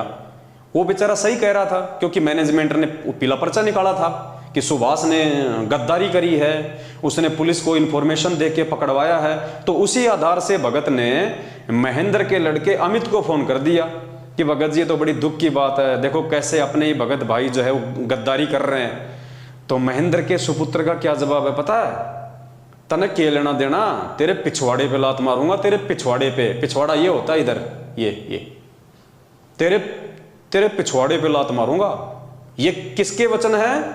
अरे वो तो बेचारा पूछ रहा है, उसका अधिकार है, क्योंकि तुमने पूछने के लिए ऑप्शन दिया है, पीला पर्चा निकाला है, तो पूछेगा नहीं क्या? और पूछ रहा है तो कह रहा है तेरे पिछवाड़े पे लात मारूंगा। सुनिए उसकी ऑडियो, महेंद्र के सुपुत्र की। हेलो दादी, हेलो दादी,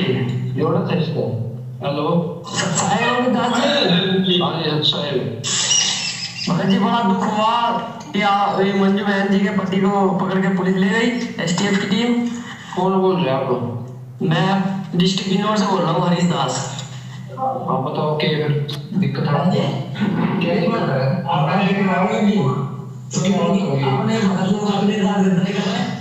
कोई होता नहीं है, मुझे सेवा है, ठीक है।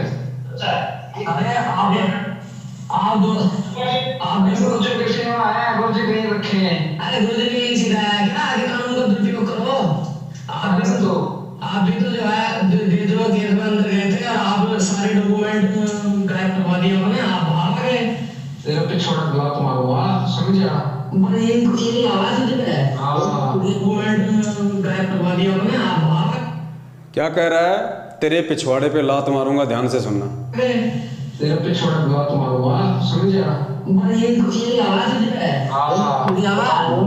ना ये तो ये वचन है सारनामी अमित के, जो महेंद्र भगोड़े का सुपुत्र है, गुरुजी का भतीजा है। ये उसके वचन है। फिर गुरुजी की लड़की से बात करी, मंजू से, तो मंजू ने फोन नहीं उठाया। मंजू की जो बड़ी बहन है अंजू, उसने फोन उठाया। वो कह रही है कि ये तो गुरुजी की सेवा है, इसमें दिक्कत क्या है आपको? अगर अंदर चला गया तो गुरुजी की सेवा है। तो बताओ पुण्यात्माओं, अगर इस गुरुजी के परिवार वालों को इस बात का पता है कि जेल में गुरुजी की सेवा चल रही है और जो भी व्यक्ति जेल में जाएगा वो गुरुजी की सेवा में जाएगा, तो नालायकों पिछले 7.5 साल से क्यों भगोड़ा बन के घुमा रहे थे उसको? क्या 7.5 साल से उसके मन में गुरुजी की सेवा करने की इच्छा नहीं हुई? अरे फिर क्यों बेचारे सुभाष दास को तुमने दोष दिया? क्यों उस सुभाष दास के ऊपर इल्जाम लगाया कि उसने पकड़वा दिया?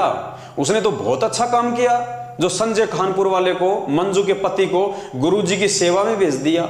जिस सेवा से वो 7 साल से छुपता हुआ फिर रहा था, उसने तो बहुत नेक काम किया, जो संजय खानपुर वाले को गुरुजी की सेवा में जेल भेज दिया।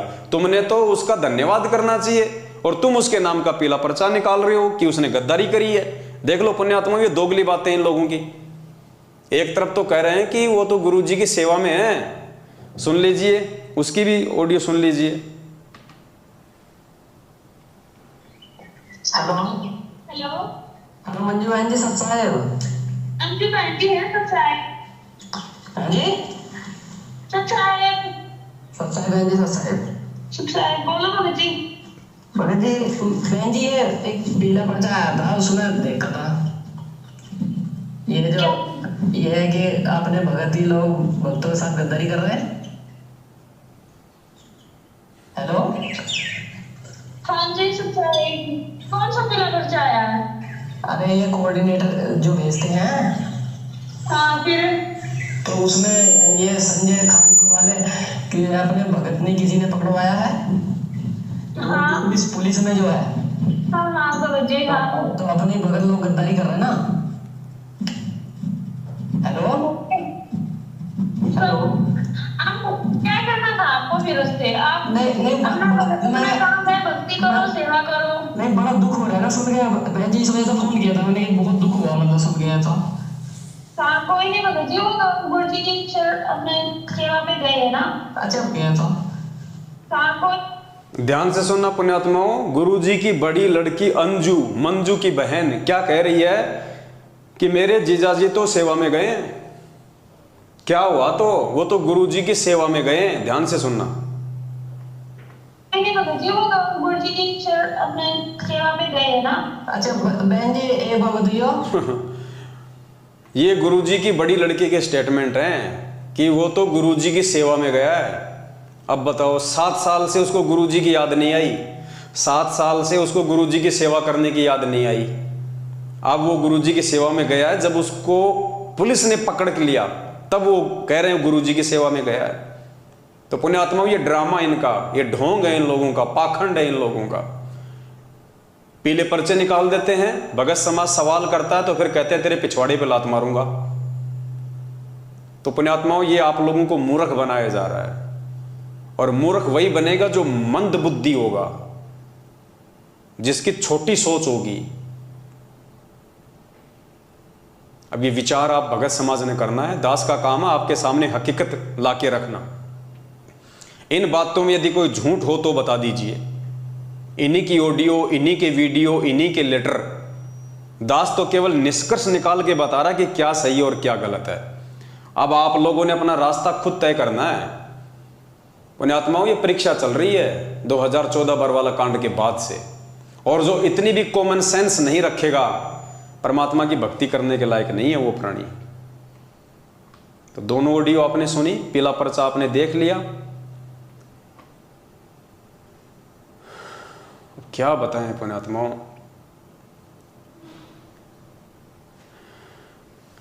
और बहुत सारी बातें हैं, समय ज्यादा हो जाएगा, इसलिए दास प्रार्थना करेगा। आप जो ये फोटो देख रहे हैं यहां पे, एक पुस्तक निकाली थी सतलोक आश्रम मैनेजमेंट हरियाणा ने, जब जब भूल पड़े। मासिक पाठ, यानी महीने में एक बार पढ़ना जरूरी है, गुरुजी का आदेश है।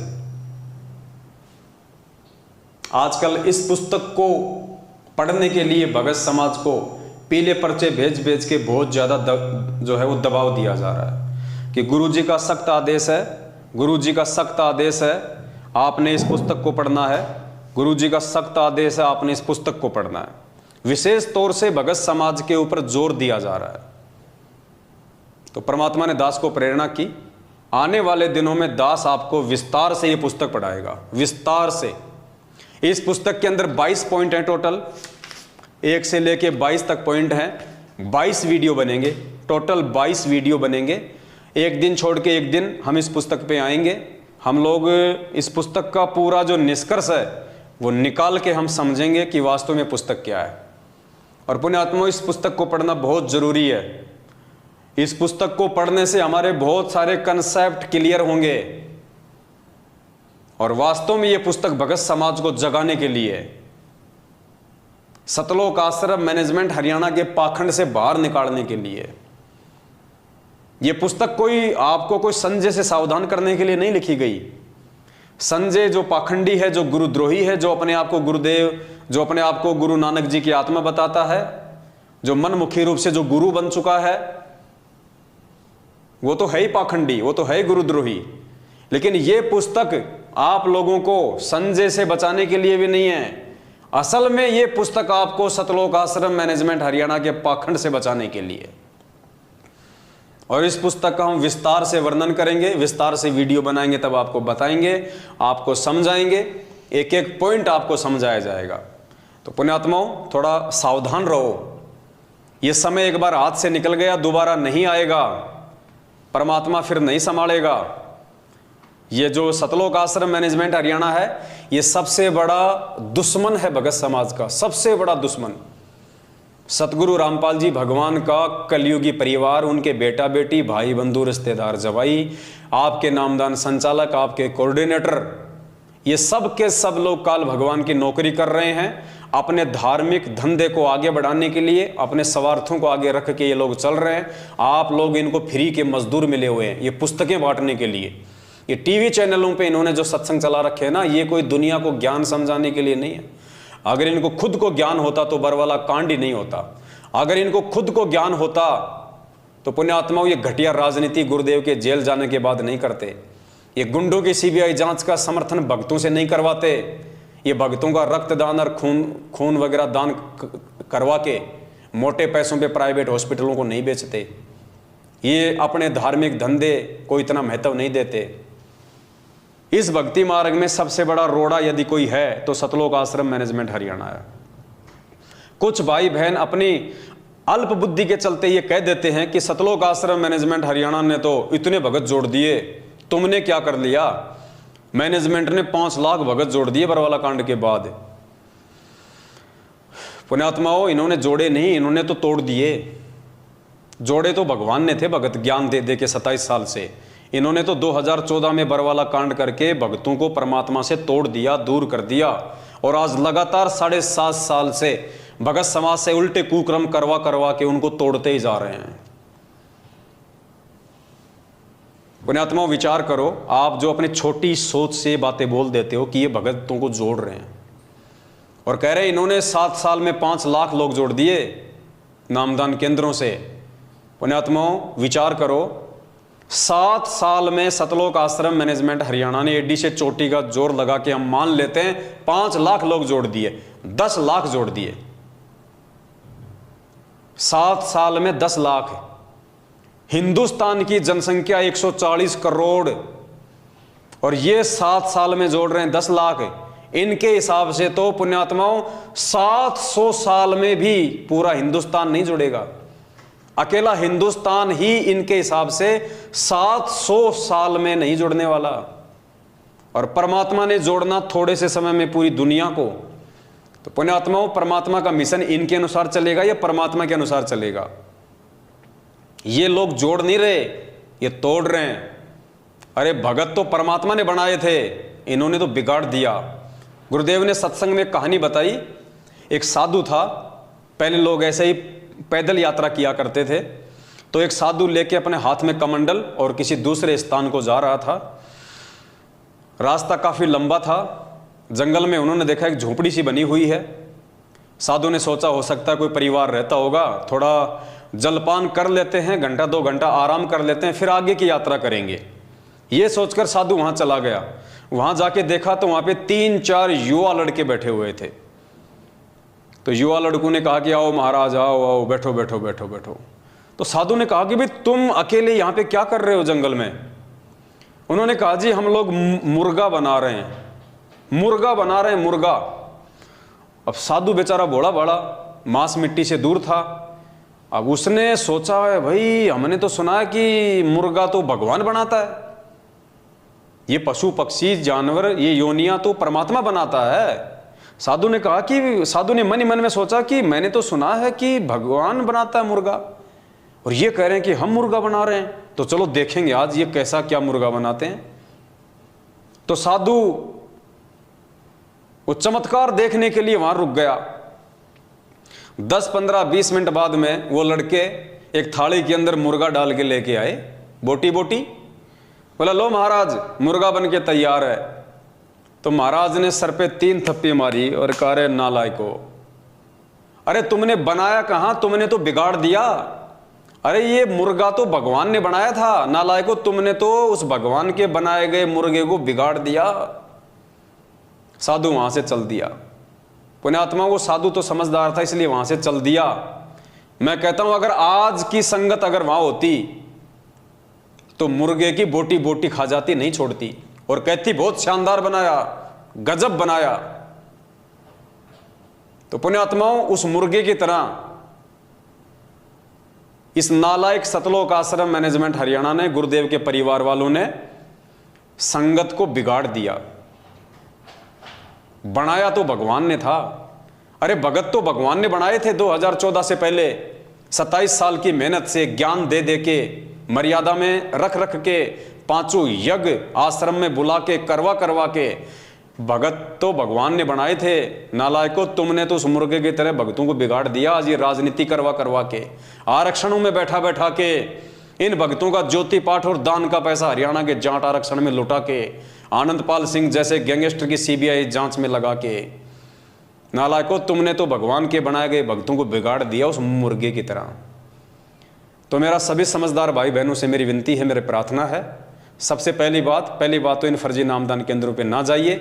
आप लोग साध संगति से जुड़ जाइए और देखिए उसके बाद आपको कितना आनंद आता है परमात्मा की भक्ति में। और फिर भी यदि आप इन नामदान केंद्रों पे जाना नहीं छोड़ते हैं तो उत्तराखंड की जो घटना है उससे आप लोग सबक लीजिए।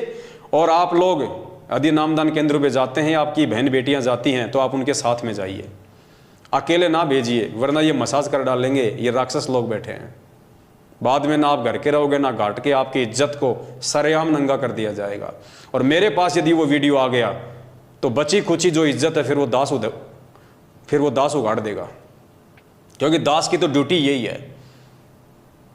जो मंदबुद्धि प्राणी इतना समझाने के बाद भी, इतना बताने के बाद भी, भगवान के द्वारा इतना ज्ञान दिए जाने के बाद भी जो नीर खीर का निवेरा नहीं कर सकता, उनकी इज्जत रखने का कोई मतलब नहीं है। और एक व्यक्ति की इज्जत यदि बाजार में नीलाम हो रही है और उस नीलाम होती हुई इज्जत को देख के अगर हजारों भगत भाई बहन समझ रहे हैं, जान रहे हैं, तो पुण्यात्माओं परमात्मा कहते हैं एक सेव को, जो गंदा सेव होता ना, उसको टोकरी से उठा के बाहर फेंकने में कोई शर्म नहीं है। तो अगर इन जैसे एक आध भक्तों की इज्जत को अगर समाज में अगर उगाड़ भी दिया जाए तो समाज समझेगा, समाज जानेगा, पहचानेगा कि वास्तव में संत रामपाल जी की आड़ में क्या खेल चल रहा है। जेल में बैठे हुए संत रामपाल जी की आड़ में बाहर ये फर्जी नामदान केंद्र खोल खोल के अपने धार्मिक धंधे के लोग कैसे उनको बदनाम करने में लगे हुए हैं, कैसे लोग भक्तों के साथ में ऐसी ऐसी घटिया हरकतें करने में लगे हुए हैं, कैसे लोग भगत समाज की मर्यादाओं को तार तार कर रहे हैं। तो पुण्यात्माओं समय नहीं है, विनाशकारी समय बेहद नजदीक है। बाद में रोओगे, पछताओगे। ये संदेशे बार बार नहीं मिलेंगे आपको आने वाले समय में, क्योंकि विश्व युद्ध छिड़ेगा। किसी का बाप नहीं रोक सकता विश्व युद्ध, खुद गुरुदेव भी विश्व युद्ध को नहीं रोकेंगे, क्योंकि आदरणीय गरीबदास जी महाराज जी के माध्यम से परमात्मा ने 300 साल पहले ही असुर निकंदन रमैणी में लिख दिया था, आवेगा काबुल से, आवेगा दक्खन से दीवाना काबुल का, काल किल किलियम गल है तुर्काना, किल किलियम अवतार कला, जीतन जंग झुंझुमला। ऐसा पुरुष आया कहता है गरीबदास, दिल्ली मंडल होई विलास नी कलंक राय। परमात्मा ने तीसरे विश्व युद्ध की भविष्यवाणी की हुई है। असुर निकंदन रमैनी का सरलार्थ पढ़ लेना इन चौपाइयों का, कि आवेगा दक्खन से दीवाना काबुल का, पढ़ लेना अच्छे से कान खोल के। पूरे विश्व में टहलका मचेगा, ज्यादातर मुस्लिम कंट्रियां आपस में कट के मर जाएंगी।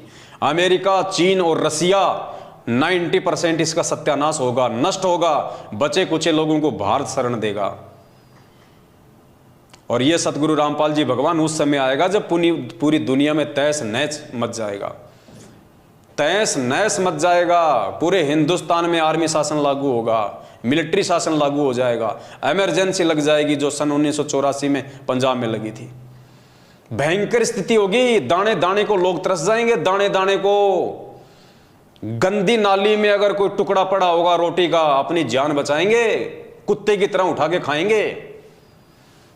परमात्मा ने 1720 में जब गरीबदास जी महाराज जी आए थे, उस समय वहां पे दुर्भिक्ष पड़ा था, अकाल।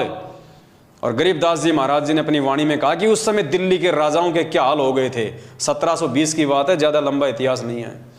परमात्मा कहते हैं शहजादे मांगत फिरें वो दिल्ली के उमराव। वो शहजादे, राजाओं के लड़के जिनको शहजादा कहा जाता है, दिल्ली के बादशाहों की औलाद, कहते हैं शहजादे मांगत फिरे वो दिल्ली के उमराव। एक एक रोटी मांगते फिरते थे वो राजाओं के लड़के, राजकुमार, शहजादे। तो गरीबदास जी ने अपनी वाणी में लिखा है शहजादे मांगत फिरे दिल्ली के उमराव, और जिन रोटी पाई नहीं जो खाते थे नान पुलाव। जो कभी नान पुलाव खाते थे ना, जो पनीर की सब्जियां खाते थे, परमात्मा कहते हैं उस 1720 के अकाल में अनाज की इतनी शॉर्टेज आ गई, वो दिल्ली के बादशाह भी रोटी का टुकड़ा टुकड़ा मांगते थे। और उसके बाद में सन 1877 में भारत देश में जो अकाल पड़ा, अंग्रेजों ने सारा का सारा अनाज अपने देश में ले लिया, भारत में भयंकर अकाल पड़ा। 1877 में जो कंकाल देखते हैं ना हॉस्पिटल में, डॉक्टर लोग रखते हैं नमूने के तौर पे कंकाल, वो स्थिति हो गई थी हमारे देश की। 34-35 करोड़ की जनसंख्या थी टोटल 1877 में, जिसमें से 5 करोड़ लोग भूखमरी के शिकार हुए थे, अकाल मौत मरे थे 5 करोड़ लोग, पेड़ की छाल तक खा गए थे उखाड़ के। और एक परिवार का मुखिया पूरी रात अपने परिवार का पहरा दिया करता था कि कहीं मेरे परिवार वाले मेंबर को उठा के कोई खा ना जाए। आदमी को आदमी खा रहा था, रातों को जाग के पहरा दिया करते थे लोग, कहीं मेरे बाल बच्चों को उठा के कोई खा ना जाए उनको कच्चा। पुण्यात्मा, वो समय आएगा तभी ये दुनिया संत रामपाल जी को परमात्मा मानेगी, वरना ऐसे जेल में बैठे हुए और देशद्रोह का मुकदमा लगे हुए संत रामपाल जी को कोई परमात्मा नहीं मानेगा। ये परमात्मा दुनिया को बंदर दिखाएगा। लेकिन सबसे विचारणीय विषय ये होगा कि उस समय उन मंदबुद्धि और बेबुद्धि भक्तों का क्या होगा जो आज साध संगति से ना जुड़ के अपनी मर्यादा तोड़ के परमात्मा से दूर होते जा रहे हैं। आप लोगों का क्या होगा उस समय। पुण्यात्माओं, ये बातें तुम्हें मजाक लग रही होंगी, ये मजाक नहीं है। 27 साल से भगवान चिल्ला चिल्ला के जेल में जाके बैठ गया, किसी ने नहीं सुनी। दुनिया के तो छोड़ो, आज खुद 90% उनके भगत उनकी बातों को भी यकीन नहीं कर रहे। आज उनके भगत उनको परमात्मा नहीं मान रहे, उनकी शिक्षाओं पे नहीं चल रहे। 27 साल से भगवान ने जो निर्मल ज्ञान दिया उसके विपरीत चल के अपने गुरु जी की धज्जियां उड़ा रहे हैं, उनके आदेशों की धज्जियां उड़ा रहे हैं। पिछले 7.5 साल से हम सत्सेवक भाई बहन चिल्ला चिल्ला के समझा रहे हैं कि मान जाओ मान जाओ। इस धरती पे यदि काल उतरा हुआ है तो सतलोक आश्रम मैनेजमेंट हरियाणा के रूप में उतरा हुआ है। और काल को दुनिया की चिंता नहीं है, काल को सबसे ज्यादा चिंता आप भक्तों की है कि कैसे इन भक्तों को जाल में फंसाया जाए। क्योंकि काल की हद से केवल हम भगत बाहर निकल रहे हैं। यदि काल के हद से बाहर निकलने का कोई प्रयास कर रहा है 21 ब्रह्मांड से, तो हम भगत कर रहे हैं, तो वो सबसे पहले हम भक्तों को काबू में करेगा। और उसका काबू करने का एक ही तरीका है, मर्यादा तोड़वाना। क्योंकि गुरु जी का वचन है, गरीबदास जी महाराज जी ने अपनी वाणी में लिखा है कि मुझे परमात्मा ने दुखी होते हुए कहा था कि गरीबदास, मैं समर्थ हूं, मैं परमात्मा हूं, अनंत कोटि ब्रह्मांड का स्वामी हूं, लेकिन भाई मैं क्या करूं, मेरी आंखों के सामने मेरे बच्चे मरते, मुझे बड़ा दुख होता है, मैं क्या करूं। तो गरीबदास जी महाराज जी ने परमात्मा की उस वाणी को अपने शब्दों में लिखा। परमात्मा कह रहे हैं कि अनंत कोटि बाजी जहां और हम रचे सकल ब्रह्मांड, और गरीबदास मैं क्या करूं यो काल करे जीव खंड। कि गरीबदास उस समय मैं भी मजबूर हो जाता हूं, मैं समर्थ परमात्मा भी असमर्थ हो जाता हूं जब ये काल मेरी आत्माओं को मर्यादा तोड़वा कर मुझसे दूर कर देता है। और मेरा और इस काल का एक एग्रीमेंट हो रखा है कि जब तक हंसा हमरी आना, काल लगे ना तेरा बाणा। जब तक मेरा भगत मेरी मर्यादा में रहेगा, काल तेरा कोई बेटक, तेरा कोई भी दाव उस पर नहीं लग सकता। लेकिन जिस दिन मेरे भगत की मर्यादा टूटी, उसी दिन से वो मुझसे ऑटोमेटिक दूर हो जाएगा, फिर उसके ऊपर तेरा पैरा होगा। तो पुण्यात्माओं, आज वो काल भगवान जिसने खुद परमात्मा को वचन दिया था कि परमात्मा तीनों युगों में जीव थोड़े ले जाना, और जब वो कलयुग आवे तो जितने मर्जी जीव ले जाना। तो पुण्यात्माओं, आज ये कलयुग है, बिचली पीढ़ी। काल ने खुद वचन दे रखा भगवान को, तो काल चादर ओढ़ के नहीं सो रहा। 1000 कला का स्वामी है, 1000 मुंह खोल के बैठा संगत को खाने के लिए, और आए दिन संत रामपाल जी की संगत को अपना निवाला बना रहा है। सबसे ज्यादा संगत अगर आज किसी संत की मर रही है तो ये सोचने का विषय, ये शर्म की बात है कि संत रामपाल जी भगवान की मर रही है, जबकि मरनी चाहिए थी नकलियों की, लेकिन मर रही है उस असली संत की। क्यों? मर्यादा टूटने के चलते। मर्यादा कौन तोड़वा रहा है? संत रामपाल जी भगवान का कलयुगी परिवार, उनके बेटा बेटी भाई बंधु रिश्तेदार, ये कोऑर्डिनेटर, ये नामदान संचालक, ये पीले पर्चे निकाल निकाल के, फर्जी लेटर निकाल निकाल के, नकली ऑडियो निकलवा के। भाई ये कलयुग है, मशीनरी युग। जब एक नरेंद्र मोदी की सैकड़ों लोग हूबहू आवाज निकाल सकते हैं, धर्मेंद्र की हूबहू आवाज निकाल सकते हैं, अमिताभ बच्चन की हूबहू आवाज निकाल सकते हैं, एक व्यक्ति, एक मिमिक्री आर्टिस्ट सैकड़ों लोगों की आवाज निकाल देता है, और उनसे भी बेहतर जानवरों तक की आवाज निकाल देता है, वो ट्रेन तक की आवाज निकाल देता है। पुण्यात्माओं, ये काल भगवान का भयंकर जाल है, ये बच्चा नहीं है। बच्चे आप और हम हैं जो समझ नहीं पा रहे, और साध संगति से ना जुड़ के सतलोक आश्रम मैनेजमेंट हरियाणा की अंधे होके गुलामी करने के चलते आए दिन मर्यादा तोड़ के परमात्मा से दिन ब दिन दूर होते जा रहे हैं। और अगर यही स्थिति रही तुम्हारी तो देखना पुण्यात्माओं, ये पीले पर्चे मीठा जहर है। तुम्हारा कोऑर्डिनेटर ये स्लो पॉइजन है, एक दिन तुम्हें निगल जाएगा। परमात्मा ने गीता अध्याय नंबर 2 श्लोक नंबर 53 या 47 पढ़ाया कि जिस प्रकार एक जलाशय गर्मी के महीने में धीरे धीरे उसका पानी कम होता जाता है, धीरे धीरे, और वो खाली हो जाता है, और खाली होते का निशान भी दिखाई नहीं देता। ठीक इसी प्रकार पुण्यात्माओं, ये सतलोक आश्रम मैनेजमेंट हरियाणा तुम्हारे को परमपिता परमेश्वर के आदेशों की आड़ में जो मीठा जहर पिला रहा है, राजनीति का, आरक्षणबाजी का, रक्तदान का, देहदान का, गैंगस्टरों की सीबीआई जांच का, ज्योति का, पाठ का, पुण्यात्माओं ये स्लो पॉइजन है। और ये स्लो पॉइजन एक दिन तुम्हारी नसों में इस कदर बैठ जाएगा, तुम स्वतः ही स्थिर हो जाओगे। तुम ना घर के रहोगे ना घाट के, और फिर कभी ना कभी काल भगवान के कहर का शिकार हो जाओगे, और पीछे से तुम्हारे नाम का एक पीला पर्चा निकाल दिया जाएगा, सतलोक चला गया, सतलोक चला गया, परमात्मा की आत्मा सतलोक चली गई। एक्सीडेंट में मर जाए वो भी सतलोक, नहर में कूद के मर जाए वो भी सतलोक, दोनों पति पत्नी लड़ाई झगड़ा करके मर जाएं वो भी सतलोक। अरे फिर भक्ति की जरूरत क्या है? फिर तो दुनिया मर रही है, वो भी सतलोक जारी होगी सीधी। पुण्यात्मा कुछ नहीं है, किसी का कुछ नहीं बिगड़ेगा, सिर्फ तुम लोग अपना बिगाड़ लोगे। अभी समय है तुम लोगों के पास में। परमात्मा ने बहुत बड़ी मेहर कर रखी है संगत में। जो अच्छी आत्मा है उनके लिए परमात्मा ने एक ऑप्शन दे रखा है साध संगति का। देखो ये काल भगवान का कितना भयंकर तांडव है। उस परम संत को देशद्रोह का मुकदमा लगवा के देश और दुनिया में उसको बदनाम करवा दिया ताकि कोई उसके सत्संग ही ना सुने। आज गुरुजी के नाम से यानी संत रामपाल नाम से दुनिया को इतनी नफरत है, नाम सुनते ही उनको 11,000 वोल्ट का झटका लगता है। इतना बदनाम करवा दिया काल भगवान ने अपनी साजिश के तहत कि कोई उसके विचार ना सुन ले, कोई उसके सत्संग ना सुन ले, क्योंकि काल को पता है कि इसके सत्संगों में दम है, इसके विचारों में दम है। और जिस व्यक्ति ने संत रामपाल जी के विचार सुन लिए, सत्संग सुन लिए, तो आत्मा तो परमात्मा की वो फटक जाएगी और मेरे जाल से बाहर निकल जाएगी, भगवान की शरण में आ जाएगी, मेरा निवाड़ा मेरे मुख से निकल जाएगा। तो पुण्यात्माओं, इंटरनेशनल स्तर पे यानी सामाजिक स्तर पे तो उसने परमात्मा को बदनाम करवा के और साइड में कर दिया, देशद्रोह का मुकदमा लगवा के। अब संगत में कोई ना समझ ले वास्तव में परमात्मा के सत्संगों को, परमात्मा के सत्संगों के सार को, इन शब्दों के सार को, गूढ़ रहस्यों को जो गुरु जी को परमात्मा साबित करते हैं, इस दास को उसने गुरुद्रोही घोषित करवा दिया। और आज इस पवन दास का नाम संगत में उतना ही बदनाम है, लोग उतनी ही नफरत करते हैं संगत वाले इस पवन दास नाम से, जितनी जगत वाले संत रामपाल नाम से नफरत करते हैं। उन पे देशद्रोह का मुकदमा, मेरे ऊपर गुरुद्रोही का तमगा। लोग उनके सत्संग तक नहीं सुनते, इतनी नफरत करते हैं। संगत वाले मेरे वीडियो तक देखने से डरते हैं, इतनी नफरत करते हैं। ये काल भगवान का भयंकर षड्यंत्र है। और जिस जिस आत्मा ने षड्यंत्र को समझ लिया, इस जाल को तोड़ दिया, पुण्यात्माओं, उसी का मोक्ष संभव है। ये बहुत भयंकर साजिश है काल भगवान की। तुम्हें बाद में पता चलेगा, जरूर पता चलेगा, यदि तुम जीवित रहे तो।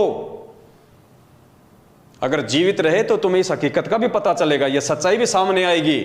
लेकिन उस समय फायदा कुछ नहीं होगा, उस समय 0/0 फायदा। फायदा आज है अगर समझ जाओ तो, बाद में तो सिवाय पश्चाताप के आंसू बहाने के कुछ भी शेष नहीं रहेगा। इसलिए दास की विनती है, मैं तुम्हारा दुश्मन नहीं हूं भाई, मैं तुम्हारा भाई हूं। मैंने कभी भी तुम्हारा बुरा नहीं सोचा है, ना सोचूंगा, ना सोच सकता, क्योंकि ये परमात्मा की मर्यादाओं में है। एक शत्रु एक मित्र है, भूल पड़ी रे प्राण, यम की नगरी जाएगा शब्द हमारा मान। तो मैं परमात्मा को दुखी नहीं करना चाहता, मैं आप लोगों की दुर्भावना का शिकार नहीं होना चाहता। जबरदस्ती यदि आप मुझे अपनी दुर्भावनाओं का शिकार बनाओ तो इसमें मेरा कोई दोष नहीं है, ना मुझे कोई हानि हो सकती है। इसलिए मेरी आप सभी भाई बहनों से हाथ जोड़ के विनती है, आप जितने भी सतलोक आश्रम मैनेजमेंट हरियाणा के पीछे चल रहे हैं, पुण्यात्माओं, आंखें खोलो। और परमात्मा कहते हैं, कहे कबीर सोए जन मेरा, जो नीर खीर का करे निबेरा। गुरुदेव कहते हैं, मेरा असली भगत वो है जो सही और गलत दोनों में से सही की पहचान कर लेगा। तो पुण्यात्माओं, तुम्हारे को तो सही देखने भी नहीं दिया जा रहा, सही बात को तो तुम्हारे हाथ भी नहीं लगने दिए जा रहे। तुम मैनेजमेंट की भी सुनो, इस पवन दास की वीडियो भी देखो और फिर निर्णय करो। वो होता है जज, वो होता है असली भगत। जब तुम्हारे सामने दूसरे पक्ष को रखने नहीं दिया जा रहा, तुम्हारे सामने दूसरे पक्ष को लाने नहीं दिया जा रहा, उससे पहले तुम्हें डरा दिया जाता है कि तुम्हारा नाम खंड हो जाएगा, तुम्हारा नाम खंड हो जाएगा, तो एक पक्ष को देख के तुम निर्णय क्या करोगे? अरे कोर्ट में जो जज बैठता है, जब तक उसके सामने दोनों पक्षों को नहीं रखा जाएगा, दोनों पक्ष के वकील अपनी अपनी दलीलें पेश नहीं करेंगे, तब तक वो जज क्या निर्णय करेगा कि क्या सही और क्या गलत है। तो पुण्यात्माओं, तुम्हारे सामने तो केवल एक पक्ष ही जो है वो खड़ा किया जा रहा है। पीले पर्चे, गुरु जी का आदेश, डर भय कि दूसरे पक्ष को देख लिया, सात संगत के वीडियो देख लिए, पवन दास के वीडियो देख लिए, तो नाम खंड हो जाएगा, परमात्मा से दूर हो जाओगे। तुम्हें तो दूसरा पक्ष देखने से पहले ही डराया जा रहा है, तो तुम जज की भूमिका कहां से निभाओगे? परमात्मा के वचन क्या कह रहे हैं, तुम्हारे से क्या करवाया जा रहा है? और खुद ये परमात्मा अगर दुनिया भर के नकली संतों के ऑडियो वीडियो सत्संग हमें ना दिखाता, ये दुनिया भर के शास्त्र हमारे को ना दिखाता, तो हम भी तो पहले किसी न किसी गुरु की शरण में थे। हम कैसे वहां से छूट के आते अगर हमें दूसरा पक्ष ना दिखाया जाता सतगुरुदेव के द्वारा? तो पुण्यात्माओं, जब तक तुम ये पवन दास वाला पक्ष, ये सात संगति वाले वीडियो नहीं देखोगे, तुम जिंदगी में भगत नहीं बन सकते, तुम जिंदगी में सत्य और असत्य का निबेरा नहीं कर सकते। पुण्यात्माओं, ये महाभारत के बाद आपने जो भविष्यवाणी पढ़ी है ना कि महाभारत के बाद एक और महाभारत होगा, ये है वो असली महाभारत। सतगुरु रामपाल जी भगवान की संगत में, ये है वो असली महाभारत, सतसेवक वर्सेस मैनेजमेंट। और इस महाभारत में जिस जिस व्यक्ति ने भीष्म, कर्ण और द्रोणाचार्य की भूमिका निभाई, उसका बक्कल उतरेगा, बक्कल आए दिन उतर रहा है। और जिसने इसमें धर्म युद्ध में विदुर की भूमिका निभाई, परमात्मा उसकी रक्षा करेगा। तो ये निर्णय आप लोगों के ऊपर है। मैं तो 7 साल से भोग ही रहा हूं आगे भी भोंकता रहूंगा जब तक परमात्मा का आदेश होगा। और आप सभी भाई बहनों से हाथ जोड़ के पुनः निवेदन करता हूं, पुण्यात्माओं, छोटा भाई समझ के, अरे चलो ये सोच लो मेरे वीडियो देखने से तुम्हारा नाम खंड होता है, अरे तो नाम तो तुम फिर भी शुद्ध करवा लेना, वैसे भी तो महीने में एक बार तो तुम शुद्ध करवाते ही हो। ये तो है नहीं कि तुम मर्यादा में हो, मर्यादा तो सबकी टूटी हुई है, फिर भी तुम्हें लगता है कि तुम युधिष्ठिर हो, तुम धर्मपुत्र हो, तुमसे कोई मर्यादा नहीं टूटती है, तुम बिल्कुल अखंड हो। तो भाई दास की विनती है, एक बार तो नाम खंड कर लो, देख लो इस दास के वीडियो, उसके बाद में नाम शुद्ध करवा लेना। व्यवस्था तो है ही नाम शुद्ध करवाने की, ऐसा तो है नहीं कि व्यवस्था नहीं है। जगह जगह इन्होंने गली गली में नाम शुद्ध करने की भी व्यवस्था कर रखी है। आराम से जाना, और तुम्हें लगे कि पवन दास के वीडियो में कोई दम नहीं है, कोई सच्चाई नहीं है, हमारे मतलब की कोई चीज नहीं है, तो जाके अपना नाम शुद्ध करवा लेना। और वैसे भी नाम शुद्ध करवाने की जरूरत नहीं है। परमात्मा कहते हैं जब तक दोनों पक्षों की देखोगे नहीं, जब तक सही और गलत को देखोगे नहीं तो मालूम कैसे पड़ेगा। तो मात्र सही और गलत को देखने से नामखंड नहीं होता। सही और गलत को देखने के बाद में यदि आप सही को छोड़ के और आप गलत का साथ दोगे तब आपकी मर्यादा खंड होगी। तो वो निर्णय तो फिर आप स्वयं कर लेना कि कौन सही और कौन गलत है। इसलिए पुण्यात्माओं, दास की विनती है, बाकी आपकी अपने संस्कार, आपकी अपनी मर्जी। तुम कुएं में पड़ोगे तो मैं जबरदस्ती नहीं कर सकता भाई, तुम जहर खाओगे तो तुम मरोगे। दूध पीने वाला पवनदास नहीं मर सकता, अमृत पीने वाले मेरे भाई बहन नहीं मर सकते, जो जहर पिएगा वो मरेगा। तो भाई निर्णय कर लेना, समय ज्यादा नहीं है। तुम लोग मैनेजमेंट के साथ मिलके जहर पी रहे हो या साध संगतियों में आके अमृत पान कर रहे हो, बस दास की इतनी सी विनती है। बाकी आप सभी लोग समझदार हैं, ये कलयुग की बिचली पीढ़ी है, गोबर कोई नहीं खाता, सब लोग अनाज खाते हैं, इतनी बुद्धि सब रखते हैं। फिर भी बीच बीच में समझाने की आवश्यकता जहाँ पड़ेगी दास समझाता रहेगा। बस आज के लिए इतना, फिर परमात्मा दया करेंगे, फिर आप सभी भाई बहनों के सामने एक नई जानकारी, एक नया वीडियो लेके आएंगे। तब तक के लिए दास को दीजिए आज्ञा। बंदी छोड़ सतगुरु रामपाल जी भगवान की जय हो। सत साहिब।